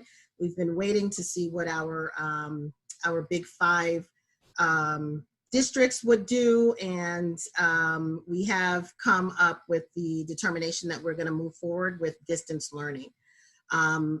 I can tell you that there was a lot of decision making and collaboration with parents and just with a lot of people. We had a very short window of time to try to turn this around, and it is something that several other districts are doing locally, and then I believe 3 out of 5 so far of the big 5 districts are doing as well. So. Thank you. Sir, Commissioner LeBron? Okay. Commissioner Shepard? I'm sorry, everybody. I'm trying a new system. I did not print out my resolution packet, so I'm like doing double screen and got Post-it notes. So I have one last thing I have to say. For resolution 1008, it says in here that the funding is from a learning technology grant. And then it has in parentheses, SCD confirmed preliminary approval, final approval pending. And it's to the tune of $66,220. So I was just wondering, are we expecting final approval on that on the July 1st date, or is that what the final approving means, or does SCD have another date? We received confirmation. I worked with Dr. Jallo, who advocated for us to push the funding a little bit more quickly. Due to COVID-19, things were backing up at the state level. We did receive confirmation email that those funds are approved for this work, and that money is coming to. Okay, thanks. That's all I know from my position. That's good, thank you. Thank you. Doesn't appear that there are any other questions, so we'll go back to our task here with respect to these resolutions to take a vote. All those in favor of resolutions 1000 to 1008 indicate so by saying aye. Aye. Aye. Any opposition? No. Nay for me. No. I assume, Madam Clerk, by my ear that the motions, the resolutions pass. So we'll move on to the next set of motions, resolutions. That would be resolutions 1009 through 1013. Is there a motion to advance those resolutions for discussion? Motion.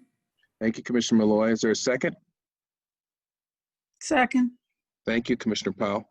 Any questions or comments regarding these procurement and supply resolutions? Looking at our participant list, and it doesn't appear that anybody's raising their hand, so we'll go ahead and take the vote. All those in favor of resolutions 1009 through 1013 indicate by saying aye. Aye. Aye. Any opposition? No. All right. Let's move on to educational facilities. Those resolutions are designated with the numbers 1014 through 1016. Is there a motion to discuss those resolutions? Thank you, Vice President Ella. Is there a second? Second. Thank you, Commissioner Powell. Any questions or comments regarding educational facilities resolutions marked 1014 to 1016? Doesn't appear that there are any questions. Sorry, So Van, you said 1016? 1014 through 1016. Yes, Commissioner LeBron. I think I have a question on 110. Absolutely. I'm trying to pull it up. I apologize. No worries. I also am not printing resolutions anymore, so I apologize. I'm going to try to double task on the laptop. It's just a waste of paper. No, Commissioner LeBron, just so that we're clear, you're asking about 1010? Yeah. Did you call that one yet? Yeah, we already voted on that. I don't mind you asking a question, but we're on 1014 through 1016. No, sorry. Hold on. No, that's all right. Dan. It's actually 1017. I apologize. Okay, all right, no worries.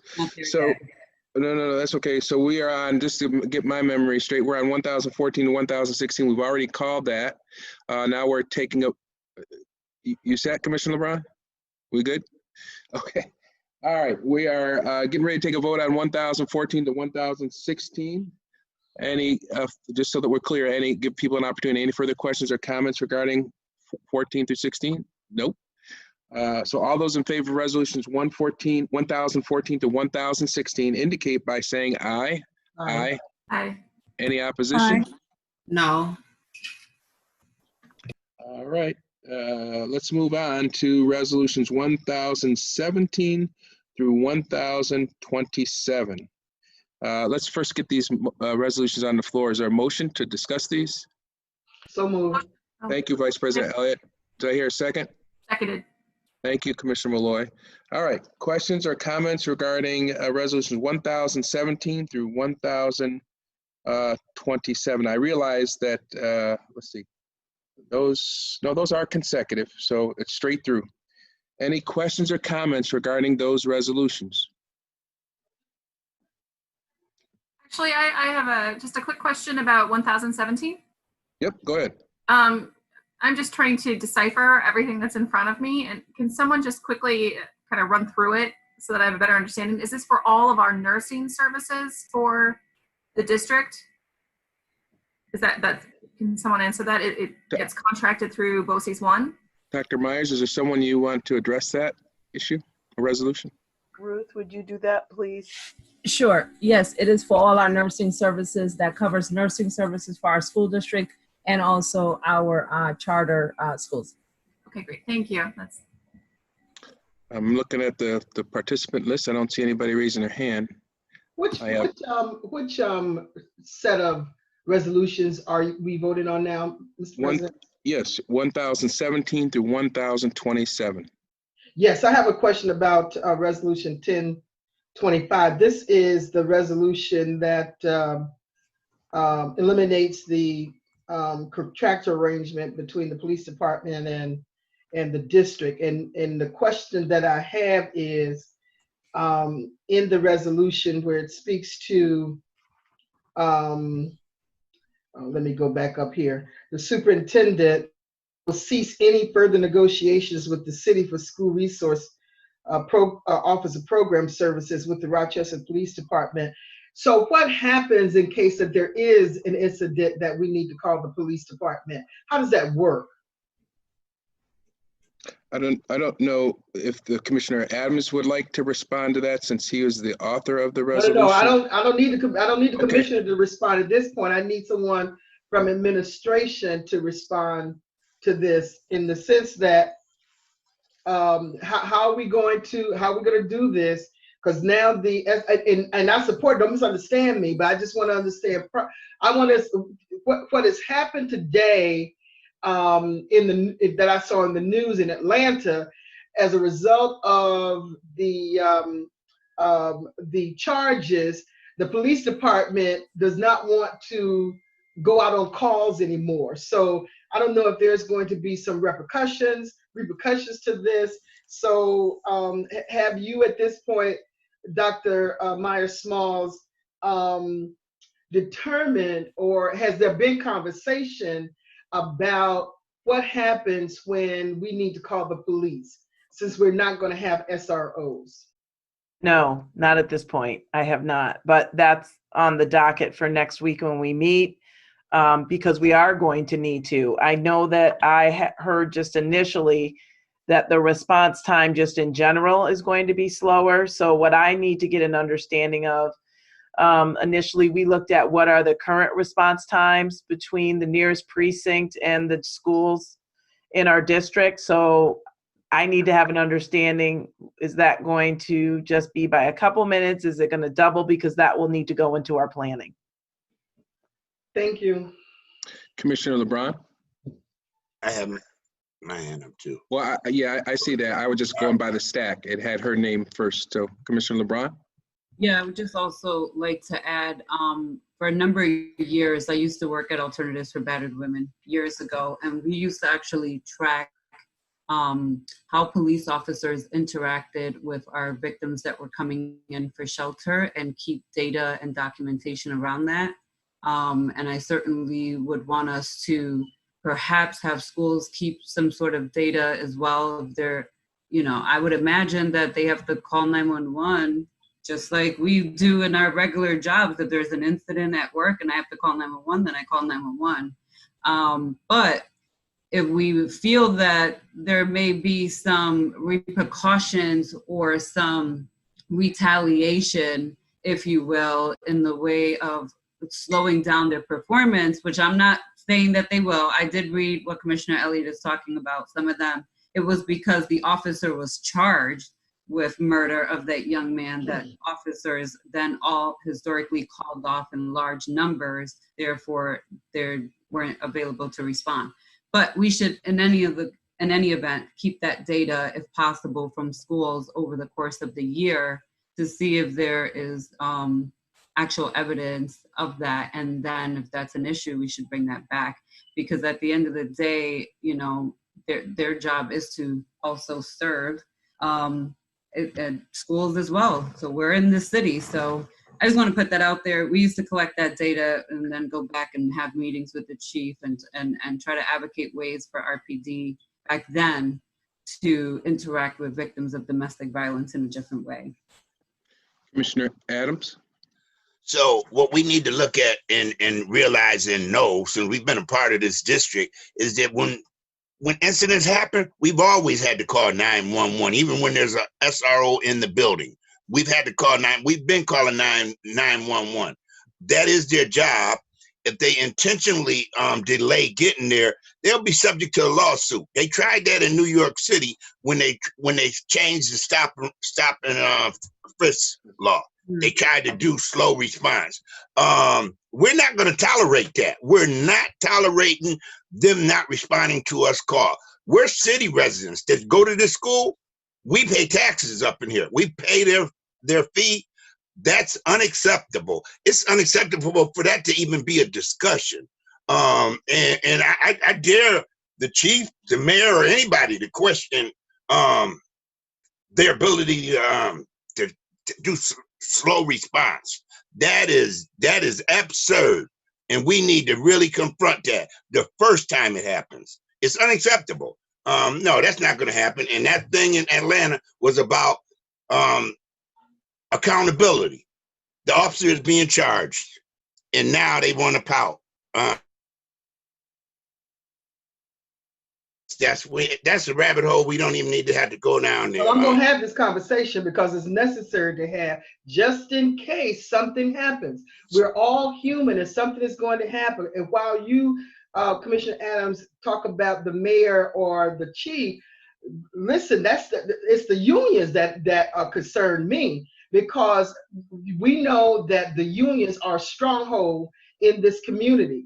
And so if they are the ones to say, don't slow up, or don't go to the call, that's going to happen. And so I would think that it's unrealistic not to think that there may be, I'm not saying that it is, but at least to have the conversation around what may happen if the superintendent or some of our schools need to call the police. And because we have now decided to eliminate SROs, don't misunderstand me, I'm going to support the resolution, but I also want to put this on the table that these kinds of things may occur. So, I mean, let's not say because it's their job. We know because they're protected by unions, they may decide that they don't want to do it. So I just want us to be mindful of that, and that we put some kind of protective measures in place. I don't know exactly what that means. I have to leave that up to administration. to develop that. But let's not be naive to think that they won't do that, because while it is a different situation in Atlanta, the principle behind it is still the same. And that's what I'm talking about. So I just need to make this last statement and I'm gonna let it go. I just need people to understand that this is what this whole movement is about. Is police think because they got these unions that they can just do these racist acts and to not respond to our kids' needs. That's another form of racism as well. And this is what we're saying. This has got to come. It's time for this to come to an end. We're ending this. We're on our way to ending this nonsense racism. And I'm done. I really feel that. I really feel that. Yeah. All right. So but Commissioner, Vice President Elliott, we've already. I can come back to you all, but I want to keep to the list if y'all don't mind, and I don't want this to turn into. I know it's a good spirited conversation, but I don't want it to turn into a back and forth debate between you two. But we can continue on. Commissioner Powell, you there, Commissioner Powell? Yeah, sorry, couldn't find the buttons on the phone. And so my contribution to this conversation is that we need to remember and remind the community and the chief of police and anyone else who has a need to know that we didn't initiate this. The loss of SROs is the mayor's doing, first and foremost. She's the one who pulled the plug on that. All we're saying is we're not going to keep fighting it.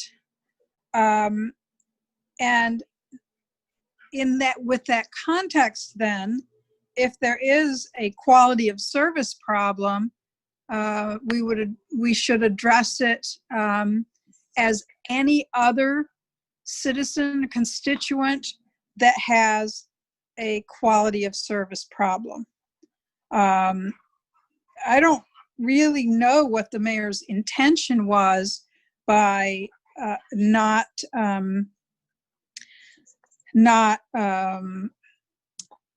budgeting for a continued contract, but that's all water under the bridge now. So all we can do is expect professional service from professionals. That's my contribution. Commissioner LeBron. Thank you. I just want to add again why it's going to be critically important, especially this first year, that we figure out a system for schools to keep data around response times. So I'm glad you have a baseline already, Dr. Myers, so that you can, a year from now, we can examine whether, I wouldn't even wait a year, maybe a quarter, 3 or 4 months from now, we can examine whether the response time is indeed slowed up or not. Personally, I'm not going to trust in professional standards, and I have dealt with professional standards on RPD. It was a waste of my time when we put that out there. But what I will also like to add is that as you start having these safety conversations, that we look at preventative measures in forms of ensuring that schools have the proper resources and supports and counselors just as much as they have SSOs, to ensure that you have people that can de-escalate our students. Because when I worked in the district, that was probably the number was beyond classroom mismanagement from lots of folks who were not able to handle our students because of that cultural disconnect, was that we didn't have people, and I'm not saying that I expect teachers to be trained to be de-escalators, and there are people who are naturally good at de-escalating a situation, and there are people who are trained to de-escalate who sometimes further escalate individuals. And so we have to make sure we have the right people, but I do want to ensure that we start having conversations about what those resources look at from school to school, because it cannot be a one-size-fits-all model for all of our schools. They all have different cultures and students and how they approach things. And that was evident from when I worked in the district in multiple schools. It was a different environment from school to school.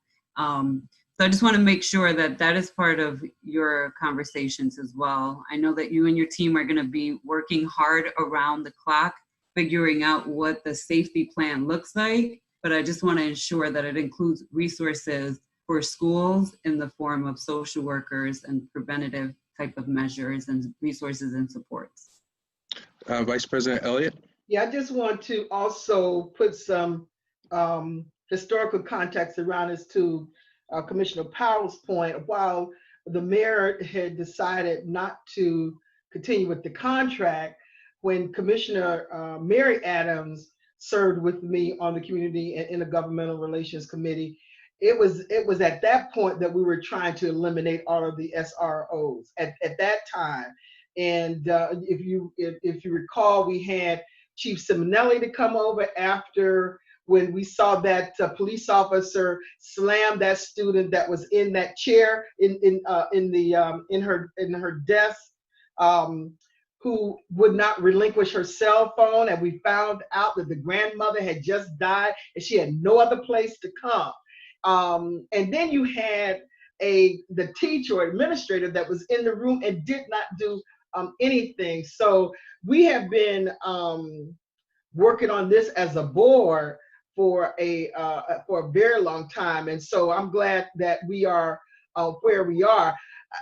I don't necessarily know why we have the statement in there about the Locust Club necessarily, but you know, I'm glad that we're where we are, and I think that this conversation is vital and it is necessary. It is necessary that the community sees that we're having this kind of conversation so that they can draw some conclusions, and also it's important that our students hear this kind of conversation and the passion that we are engaging with this. You know, we come from different perspectives, and that's what makes a good policy, if you will. And so it's just important to know, if we're not going to have the SROs, what is the administration going to be doing in order to mitigate the kinds of issues that we know that our students can come to school with? You know, so they're just not fighting just to be fighting necessarily. They, you know, we all come with some stuff, you know. So thank you, Mr. President, for allowing this conversation. I thought it was a rich conversation, needed to be had if we're going to be voting on this, so that the community understands our position about, you know, increasing more social emotional support and not having this kind of criminal perception within our schools. Thank you, Mr. President. So Van, I just need to. Sure. You're muted, Ricardo. The reason the statement about the Locust Club is in there is because the SROs are a unit of the RPD. That's what they are. They are a unit of the RPD. And so you cannot separate that. That's just like trying to pretend like the board is not a part of the district. Or, you know, we are a part of the district. They are units of Rochester Police Department, the SROs are. And at the end of the day, that's who governs them. They come in here with police uniforms on. They are police when they come in here. They are not, I mean, we can give them SROs different titles, but they are units of the RPD. I was just thinking that if we were going to say something, that we wouldn't be specific into a department, but just talk about the RPD in general, not necessarily to point out a specific unit of the police department. That's why I was unclear. Okay. Commissioner Adams? Yeah. Okay.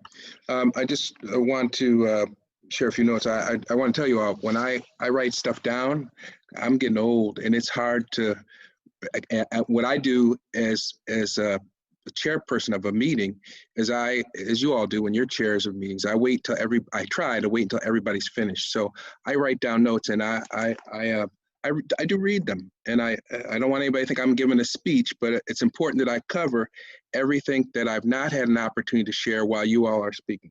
First thing I want to say is I want to thank Commissioner Adams. Vice President Elliott gave me credit for talking about this, but and I appreciate that, Vice President Elliott, but it is Commissioner Adams that brought this resolution to the floor, which gives us an opportunity to talk about it. And I agree with Vice President Elliott. This is a vital very important conversation, which, to be clear, to Vice President Elliott's point as well, we've been talking about this as a board for quite a while. She's absolutely right. Simonelli, he had been chief for quite a while. That goes quite a few chiefs back. I think Vice President Elliott, I don't know what chair you had, but I think it was Intergovernmental Relations, right? And you invited him here, and we also had the DA, Sandra Dorley, here. So this conversation has been taking place for a while, and like Commissioner Adams, Vice President Elliott, and others have staked out this position. And I have been on a number of occasions on the opposite side, and I hope people respect that as much as I respect your right to have an opinion. So I want to begin with what I agree with. Because there's more things that I agree with in this resolution that I disagree with. And I'm not going to recite each and every one, but like paragraphs 1, 2, 3, 4, and 6. I'm in complete agreement with the things that are articulated in those particular provisions. There are some things that I disagree with, but if you do by the numbers, there's more things that I agree with than I disagree with. But like, for example, Vice President Elliott, and I don't want to debate with you, Commissioner Adams, because it's not really the central issue. But I don't understand, and I don't say I understand to get a debate going with you. I don't understand, because I've heard your reasons. I don't look at them as a body. There are unions that do all sorts of things that aren't necessarily representative of what the body does. And I just think it sort of complicates unnecessarily a very important conversation where I think a number of good points are made. But my biggest concern is this resolution doesn't take into account something that nobody here is charged with having caused, an opportunity to transition. I do have significant concerns that City Council, and there's no one on this board, has put us in a very precarious situation, and which has nothing to do with whether you want police or not. There's just no opportunity to transition. This board agreed, and I think quite wisely so, about a month and a half ago, maybe a little bit longer, under prior Superintendent Day, that the best course of action, unanimously, by the way, which we don't do quite too often, is to have a period of transition. I think the reason behind that was with this kind of significant reallocation or shifting of resources, particularly when it involves student safety, and people, we don't have to rely on it, but there are principals and teachers and students who have a custom and a habit of having police in schools. Now, whether that was ever right in the first place, that is the current reality. And to shift to something else, cold turkey, it's just I'm not talking about anybody here, I'm talking about City Hall, who I will remind people, they made this decision before George Floyd. This was not a decision to protect children from police officers. This was a financial decision. And then they said, you either take all 12 or nothing. Let's be real and very accurate about what this happened. This isn't the mayor or city council earlier on trying to protect children from bad police officers. This is them saying, in response to our very responsible proposal, that we transition to 7 and then figure out what happens next. Their response to that was no. I shouldn't say city council. The mayor's response was, you take all 12 or you take nothing.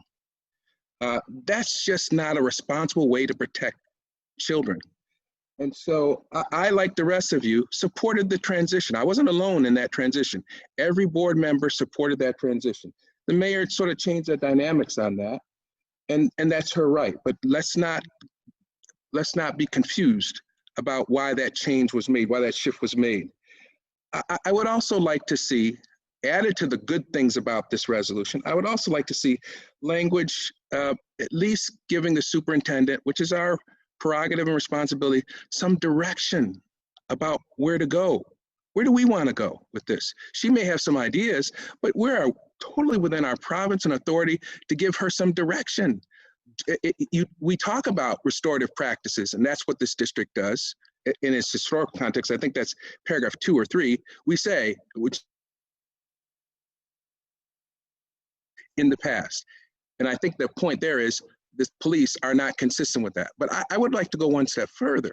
I would like to reiterate in this particular resolution that not only has that been our past, but we're directing the superintendent to explore to what extent we could expand upon that in the absence of police in our schools. Are we going to have more SSOs? Are we going to have our own like pathways to peace workers? Are we going to hire more social workers. We're totally, I mean, we should wait for some ideas from her, but we are totally within our rights to say, since we know Pathways to Peace works, we want you to explore Pathways to Peace. We want you to hire more social workers. There's no shame, no prohibition from us directing her to do that. Now, I'm down with letting her have some time to figure out what happens next. I also want to say on this issue of response times, and this doesn't necessarily apply to schools in our cities, but in my law practice and in the world, we often see response times is not the issue. When you have a child or a mentally disturbed person in a building, which, by the way, happened to my daughter and happened to Stephanie Given's killer, we're not talking about response times if you had a police officer there. Now, I don't know what would happen, but the response times issue, I agree with everything that people said. They said, well, you know, police officers, they better be there. We're just like a house. If we call them, the response time should be no less than what it is for them to get to any emergency.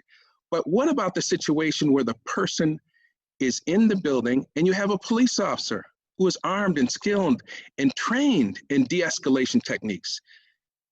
That's one of my things about having police officers in buildings.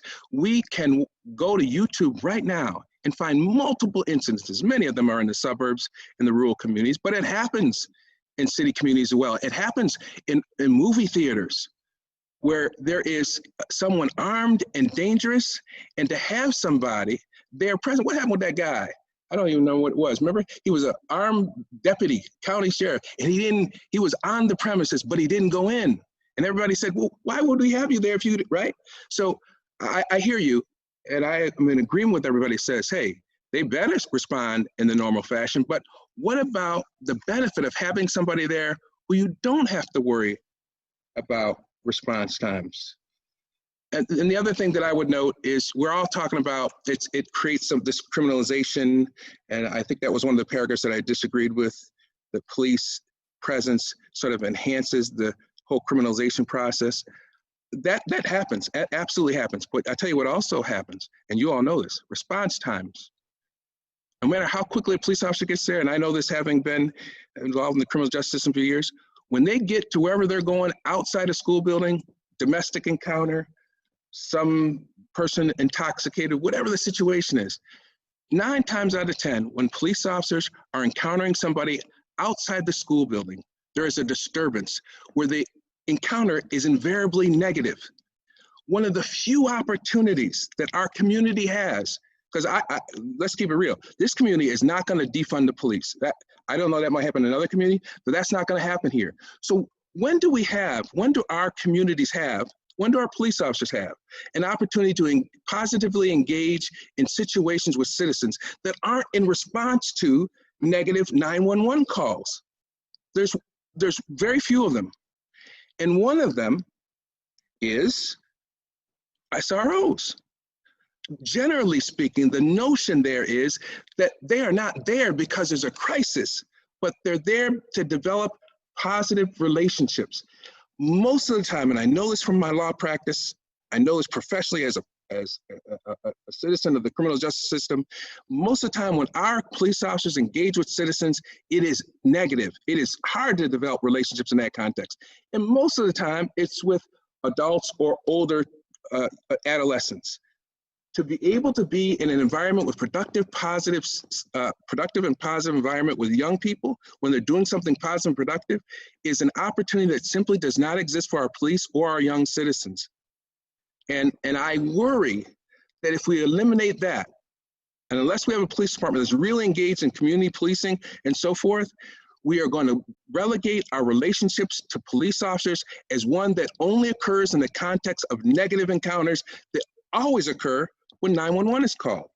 I think that's one of the major reasons why I'm concerned about stepping back from this approach. And I realize I might be in the minority.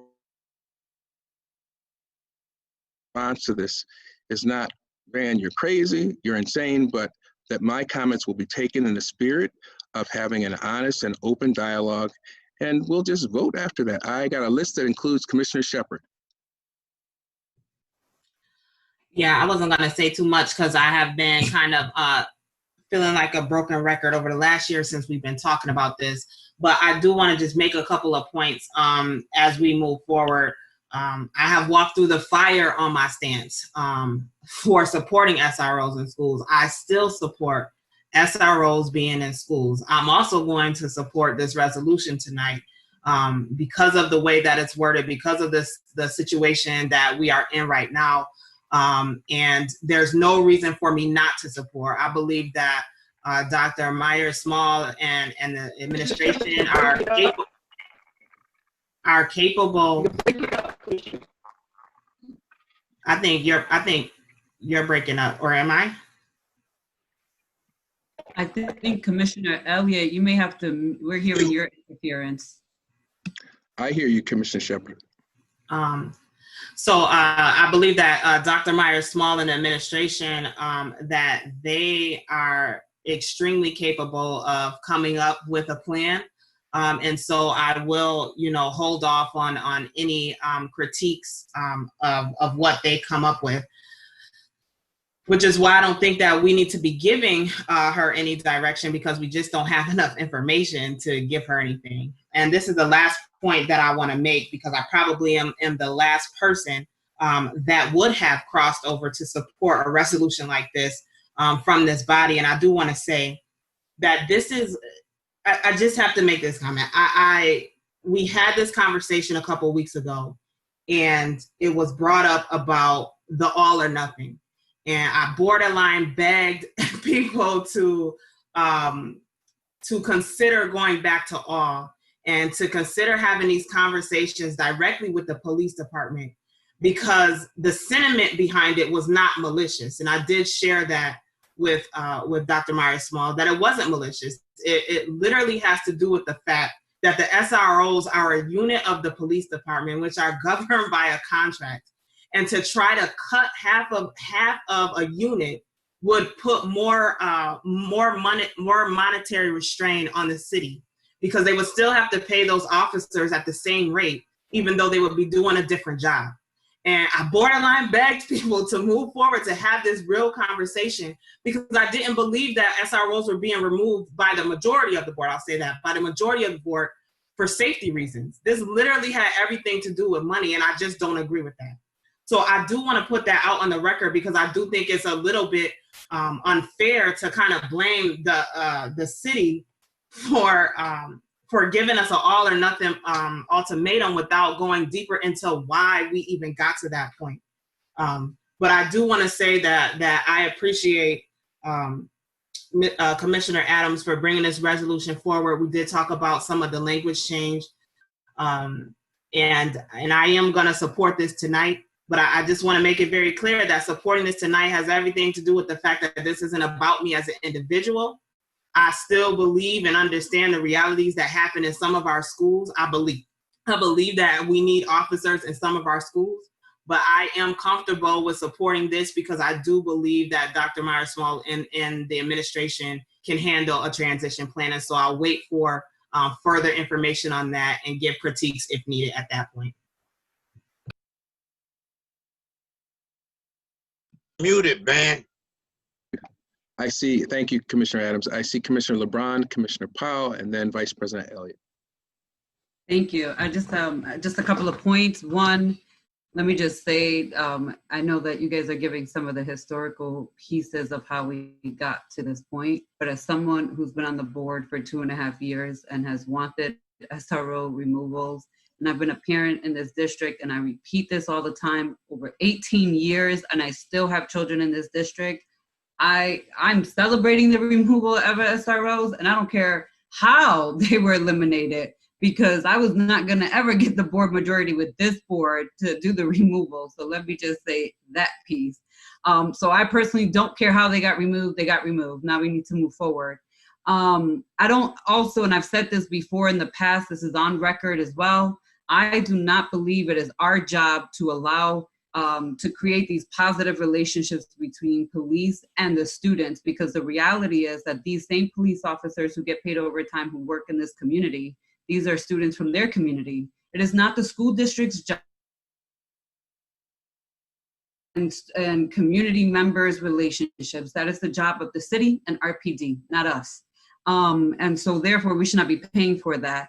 I also have said this before, these quote unquote positive relationships also allow police officers to have access to our students, their nicknames, their street names, where they live, who they hang out with, and all the data that they need, so that if they do have a negative encounter with them in these streets, they already have all this history on them. I was never comfortable with that. The other piece I want to add is that, and so I'm trying not to be personal about this, Van, but I feel offended when you said that this community will never defund the police. Because let me just say, there are thousands of people in this community advocating for it, and I do not want anyone in this community to give up on the advocacy that they are doing, the blood, sweat, and tears that they are putting into advocating for this. And I say I don't want to make this personal, but the reality is that you work in the system. You're a lawyer, you work in the same system, and you make money off of people who are wronged by the police. And then you have the opportunity to go in court, and we've seen how these systems all work between lawyers, judges, DAs, and police officers. That entire criminal justice system needs to be dismantled and restructured all the way from the very beginning. So to my community that's out there listening and you've been advocating for defunding the police, please continue to advocating to defund the police. And yes, reimagining what a real true community effort in policing could look like. You know, there were years ago where people have been advocating for the PAB and they never thought it was going to be possible, and it passed with 75% of the voters in this community. So to those folks, I want you to continue to advocate. I know that there are a number of concerns, but some of those concerns can absolutely be addressed with having appropriate resources and social workers and wraparound services. So the school district, you know, I don't imagine that the school district is going to solve everything, but we have a community that we don't always include in this school district that can support our students. We have this notion that they come here and we have to solve everything, and we cannot solve everything. But we have so many community members who are willing and able to step up, and CBOs who are willing and able to step up, and we have to allow them in to be a part of the solution. And that's all I'm going to say. I see Commissioner Powell. Thank you. I want y'all to mark your calendars, because this, I'm about to agree with like 98% of what Commissioner LeBron just said. You know, mission creep is something we're always having to face when the district has to solve all of the problems that come with children living in poverty. We have to step in and be the, you know, in parentis loco, and fill those gaps for kids in order for them to be ready to learn. So the idea that our police officers need to be, or the SROs need to be in our schools to create the positive contact, that's mission creep. That's beyond the scope of our responsibility as board members, and we do it because no one else has been doing it. But I also take your point, President White. I hope you're wrong about the defunding police will never happen here. You're correct that this year's city budget shows no sign of defunding the police or demilitarizing the police, which is another thing folks really want to see. But I'm really excited about the movement that has changed people's awareness in not just in Rochester, but around the country since Mr. Floyd's passing, because there's new language now. We can call it defunding the police, but a whole lot of folks are saying, let's just demilitarize the police. A whole lot of people are talking about what's called consent policing, where instead of officers going into Black and brown neighborhoods specifically to oppress, we can come up with a new community compact about what policing is in Rochester, New York, as communities all across this country are having those conversations. I hope and pray that this movement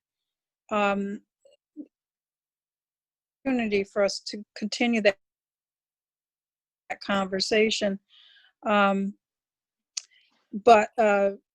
all of that is a development, as you said, that has taken place since the budget conversation about whether we have SROs, whether the mayor is willing to engage us in a contract for SROs. I don't think that in this resolution, to your point about giving the administration time to come up with an alternative, the thing is that this administration has heard the board loud and clear about what we want, which is restorative practices. And I have a lot of confidence that as the superintendent develops her plan on how to staff schools in the absence of SROs, that she and her team will take very seriously the need for restorative practices and counselors and other services that will allow us to move forward in the very best and most constructive way. Thanks. Commissioner Malloy. I just wanted to quickly offer up a profound thank you to Commissioner Adams for bringing this resolution to our attention. And I want to thank him personally for his advocacy in the community. He has been fighting for many years for this, and I want to thank him for educating me on this matter. So I humbly say thank you. You know, we can't affirm that Black Lives Matter if we are policing our students. And I have been very thankful for the conversations from many board members, especially from Commissioner Adams. I think for a lot of white people, our lived experiences are not the lived experiences of many of our constituents. And I know that my children's lived experience and their interactions in school with their SROs have been all positive, but that isn't always the case. And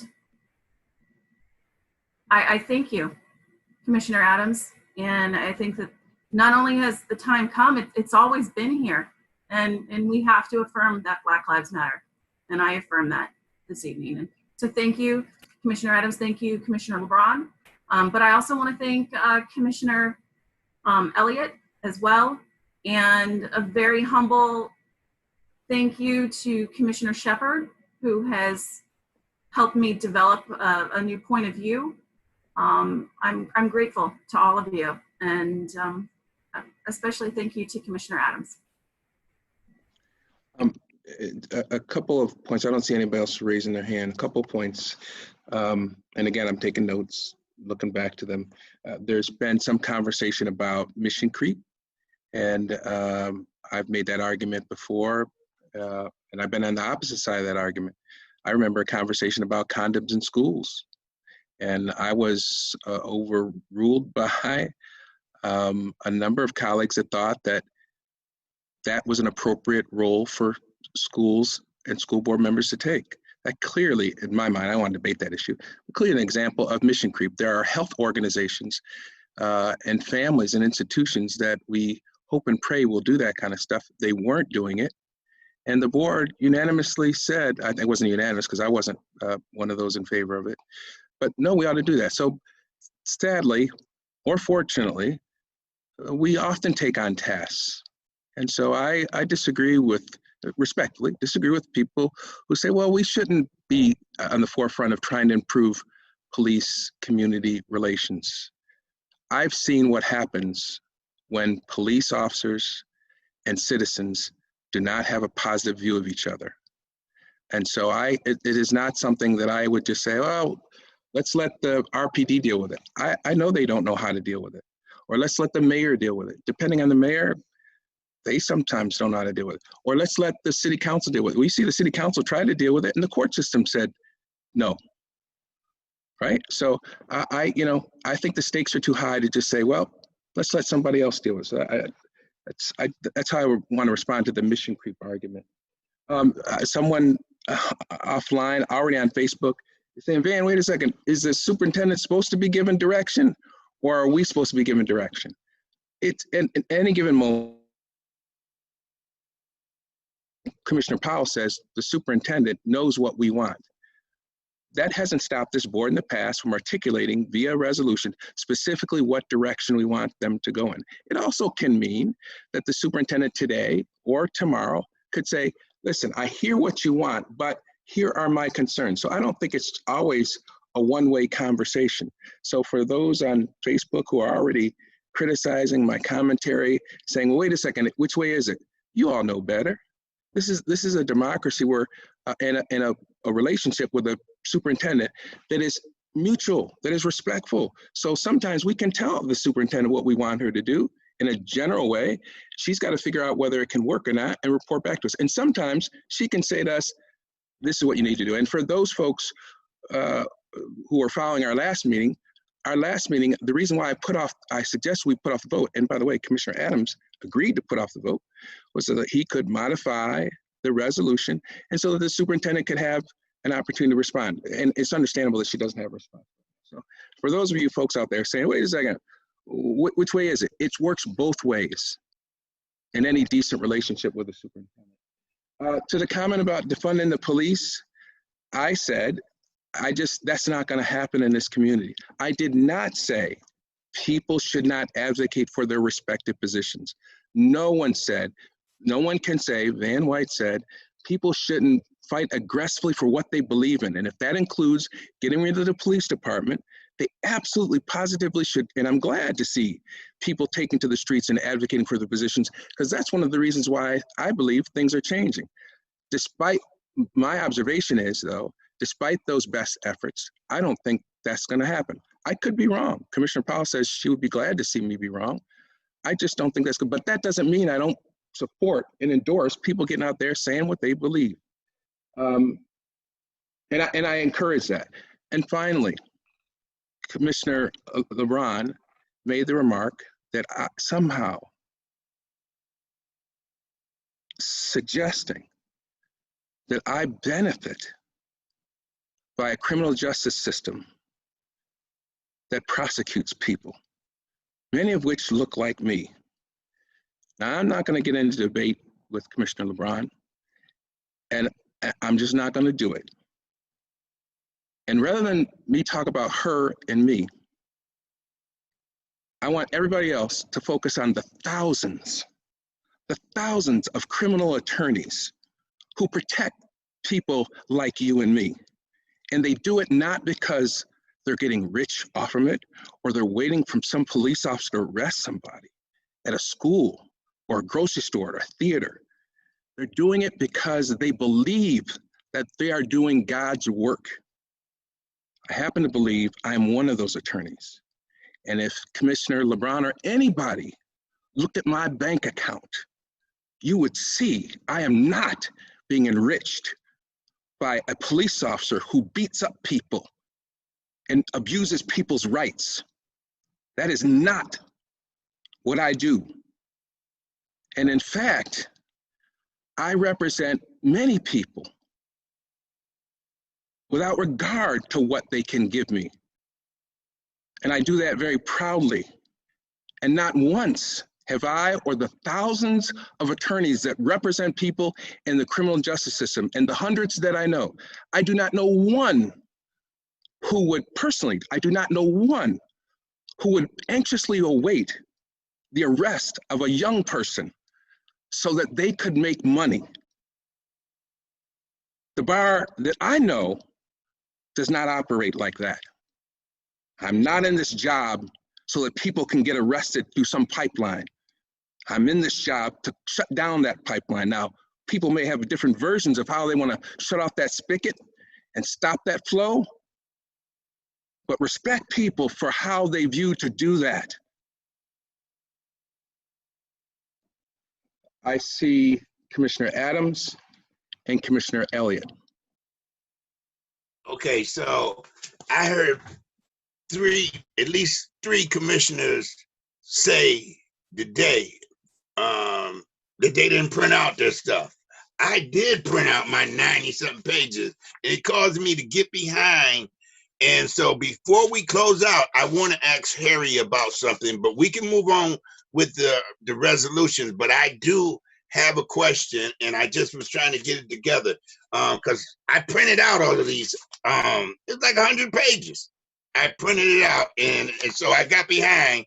I'm not that good at surfing on the. I want to get back. I don't want to slow the process up on moving forward.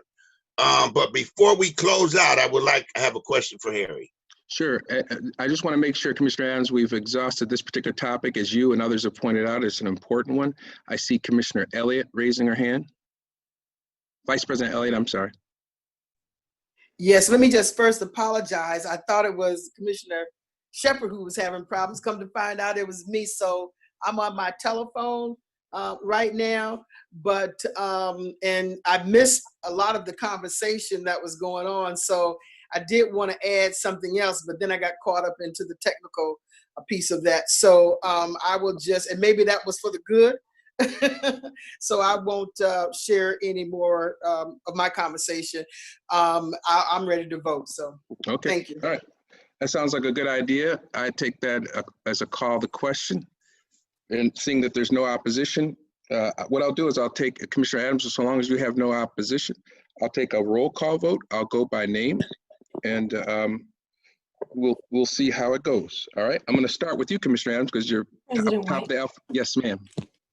You are voting on resolutions 1017 to 1027. Yes, thank you very much, Madam Clerk. So why don't we, if folks don't mind, why don't we vote on resolutions? I'm gonna, if possible, and Carl, you tell me if I'm wrong to do this. I want to revise, I want to make an amendment to the resolution, a friendly amendment to the resolution, the motion, which is to discuss and vote on resolutions 1017 through 1024 first. Is Carl, are you around? I want to make sure I'm doing that procedurally correctly. Well, you can, as the chair, exercise that prerogative subject to the objection of any of your colleagues. I assume that, I hope that there is no objection to my reframing the motion. All right, so that appears to be what we'll be voting on. Is there a second to that motion? Is there, first of all, I need a motion. Motion. Thank you, Commissioner Malloy. She has just motioned to discuss resolutions 1017 to 1024. That's the amendment. And since there is no objection, let's just vote on that friendly amendment. I probably don't need to do that because what Carl is telling me, is that if it's without objection, we can go ahead and vote. Is that right, Carl? Okay, so we don't even need a second. Mr. President? Yes? You don't need a second, Carl? No, not when Carl was schooling me on this. If you make a motion to amend, the chair, and it's done without objection, you don't have to vote. Is that right, Carl? Yes, that's chapter 16. All right, so there we go. And by the way, he's the official parliamentarian, and his is the final call. So, all right, so now we have before the body resolutions 1017 through 1024. Is there, all those in favor of resolutions 1017 to 1024, say aye. Aye. Aye. Aye. Any opposition? All right, so the ayes have it from 1017 to 1024. Vice President Elliott, is that just an old hand being raised? Probably so. Oh, okay. I'm not used to doing this on my phone, so. Oh, okay. All right, no worries. I'll take it down. No worries. So now we are on resolution 1025. Can I get a motion to, we'll give that to you, Commissioner Adams. You making a motion to put resolution 1025 on the floor? Commissioner Adams? Motion. All right, is there a second to Commissioner Adams' motion? Second. I heard Commissioner LeBron first. There's a first and a second. All those in favor of resolution 1025 indicate by saying aye. Aye. Aye. Oh, wait, I'm sorry. the whole reason why I did this is I wanted to take a roll call vote. So here we go. Again, we're focused on resolution 1025. We'll begin with Commissioner Adams. Aye. Commissioner Elliott. Yes. Commissioner LeBron. Yes. Commissioner Malloy. Yes. Commissioner Shepard. Yes. Commissioner Powell. Yes. And I am a no. Next, we need a motion to discuss resolution 1026 to 1027. Motion. It has been moved by Commissioner Malloy. Is there a second? Come on, guys. Thank you, Commissioner Adams. Any questions or comments regarding resolutions 1026 to 1027? Doesn't appear to be any questions or comments. All those in favor of resolutions 1026 through 1027 indicate by saying aye. Is there any opposition? Seems that the ayes have it, Madam Clerk. So that concludes the resolutions portion of our agenda. We have just one bit of, unless the clerk tells us otherwise, one piece of unfinished business. That would be a resolution, Board Policy 2160. And all I want to say is please, we sent it to you earlier, make sure when you have an opportunity that you sign the standards of conduct, and you can just send it directly to our clerk and she will store that there in our records. New business. I'll see if anybody has any, but what I wanted to mention to you all is tonight, and I like when we do it this way as a board, we had a discussion at our last meeting about the need to have a survey. And because we seem to be unanimous in that, certainly no one indicated any opposition. The staff and I worked on something with the support of Dr. Jallo, and of course, with the support of our superintendent. And today, we will be taking our first survey, post-meeting survey. For those of you who maybe weren't around to hear that conversation last meeting, we thought it was best at the end of the meeting, we evaluated whether we were doing some of the stuff that we said we were going to do. Like, for example, starting on time, complying with our standards of conduct. At the end of executive session, we will take that survey right through Zoom. And at some other point in time, we will compile those results. It seems to make sense, unless somebody has any objection or if Commissioner Malloy has any objection, that we will review those results at our governance meetings. So that seems, Commissioner Malloy, does that make sense to you? Sure, no, that's fine. Yeah, so we would not be, you're just going to take I'm saying this so the public knows what we're going to be doing. At the end of executive session, we're going to take those surveys, then we're going to go home. And then Commissioner Malloy and the team and the staff will review those results at a subsequent governance meeting. I see some people on the list. Commissioner Adams, you wanted to talk about that stuff earlier?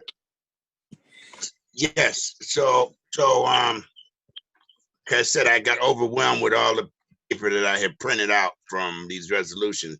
And so what I had wanted to ask, because I was getting information that I see that there's a lot of layoffs, people are resigning. And what my question to Harry was, are we giving these different teachers, are we giving them guidance on how to get back when openings occur? And that's basically, because I know some people that have resigned and they don't know if that was the right thing to do. Some have gotten laid off. There's a lot of questions around that. And so my question to Harry is, are we giving these teachers some kind of counseling or guidance on how to get back to the district once there's an opening? Commissioner Adams, excellent question. Yes, we are, to answer your question directly.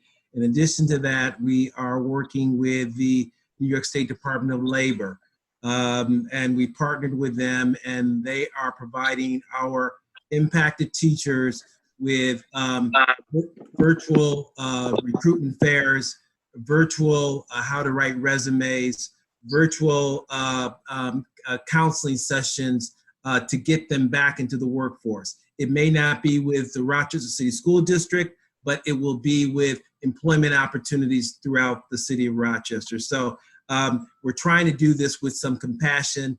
Again, as you also know, we just went through this in January. Here we are again in June, and it's devastating our community. However, because of the budget impacts, we know that we have to do this. It's not easy, but we're trying to show some compassion throughout the process. Did that answer your question, Commissioner Adams? You good? Yes, it does. I'm good. I see Dr. Myers has raised her hand. Leslie? I just wanted to remind everyone that we do have our first public hearing on a week from today on June 25th from 5 to 6:30 p.m. It's publicized on the website. We'll be articulating it through social media, but just to remind folks that that will be occurring, and that's the first of 3. Excellent. Any other questions or comments under this area of new business? So that would mean that we are about to go into executive session. I need a motion to go into executive session for the purpose of discussing matters related to the terms and conditions of a particular employee. We also might be, it seems that we will be receiving some legal guidance and direction as well. Is there a motion to go into executive? Powell, seconded by Commissioner Adams. Appreciate that. All those in favor of going to executive session indicate so by saying aye. Aye. Aye.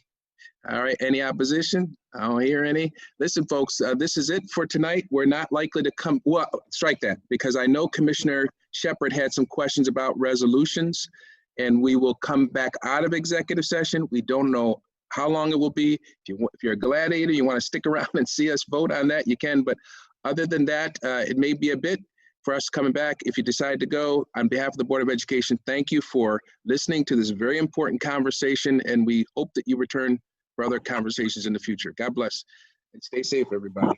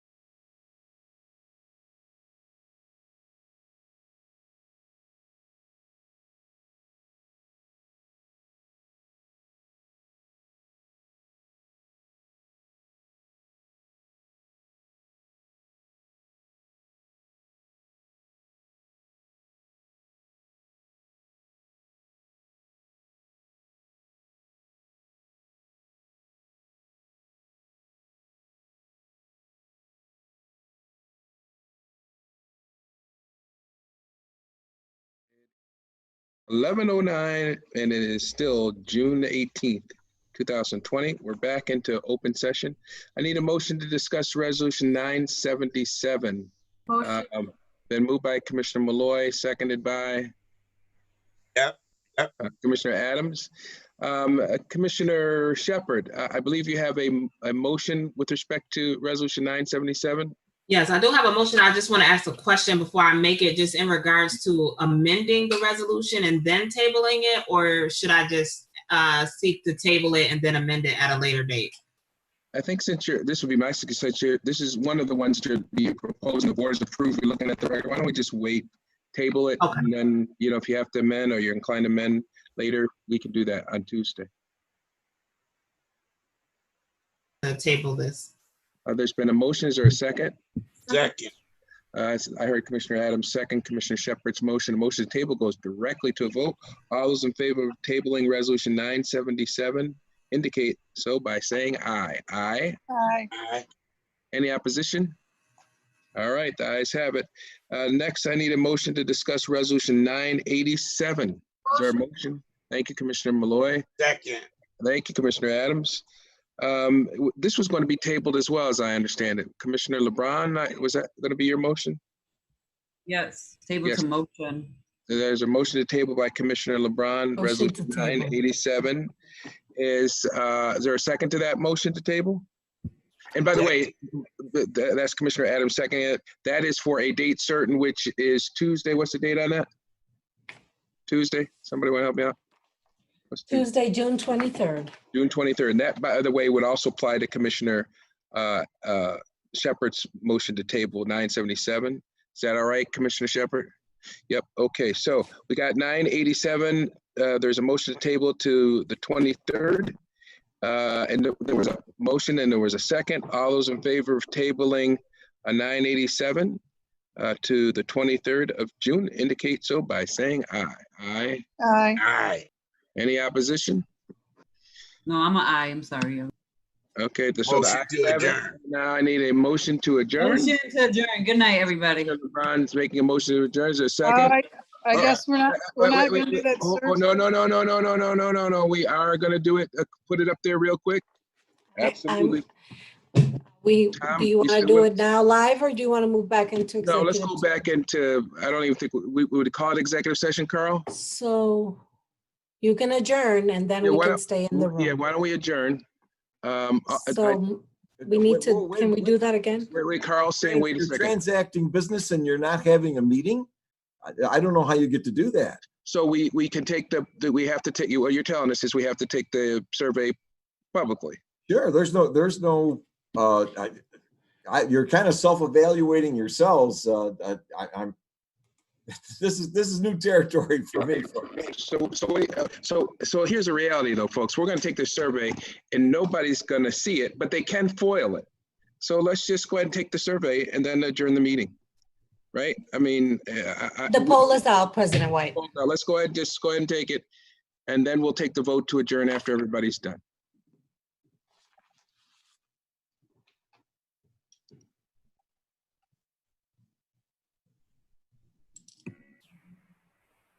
The people eligible for the poll are the board members, Dr. Meyer-Small and Dr. Jallo.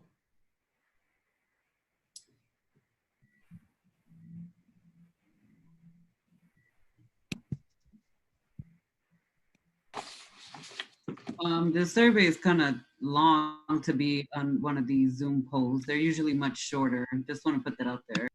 And people can, this is the first time out. If you guys have suggestions about changing it, we absolutely can. This is just our first try.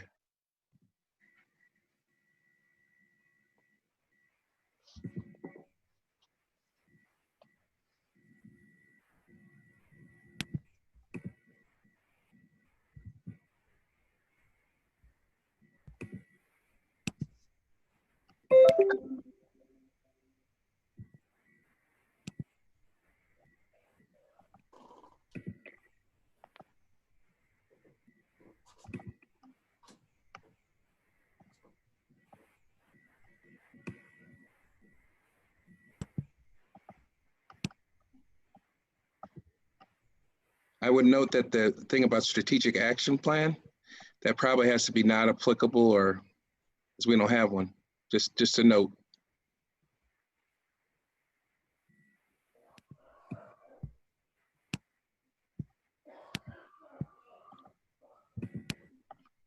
I don't even know how to answer some of these, Yep. so I'm not, and it won't let me not submit without answering, so. Yeah, those are all good observations. You just send those comments to Marisol, and we'll tweak it, because I think that those are all legitimate observations. Maybe it can be shorter. There's certain things that, you know, if you don't answer something, you can't move on. So we'll fix that. But I'm done. So it's pretty quick. Everybody, who else? Everybody done? Yep. Yep. No. Okay. Going to work. Not All yet. Wait a minute, there's a no.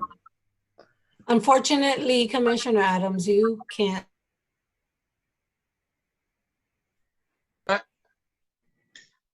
What? Did you say you were leaving? Going to work. Was that it? So who? We won't miss quorum, so you'll be fine. Yep. Go ahead and to work, Commissioner Adams. You can go on to work, Commissioner Adams. We're good. We got enough vote to get us out of here. He's gone. Okay. Has everybody responded? Marisol? Is everybody? Can you tell?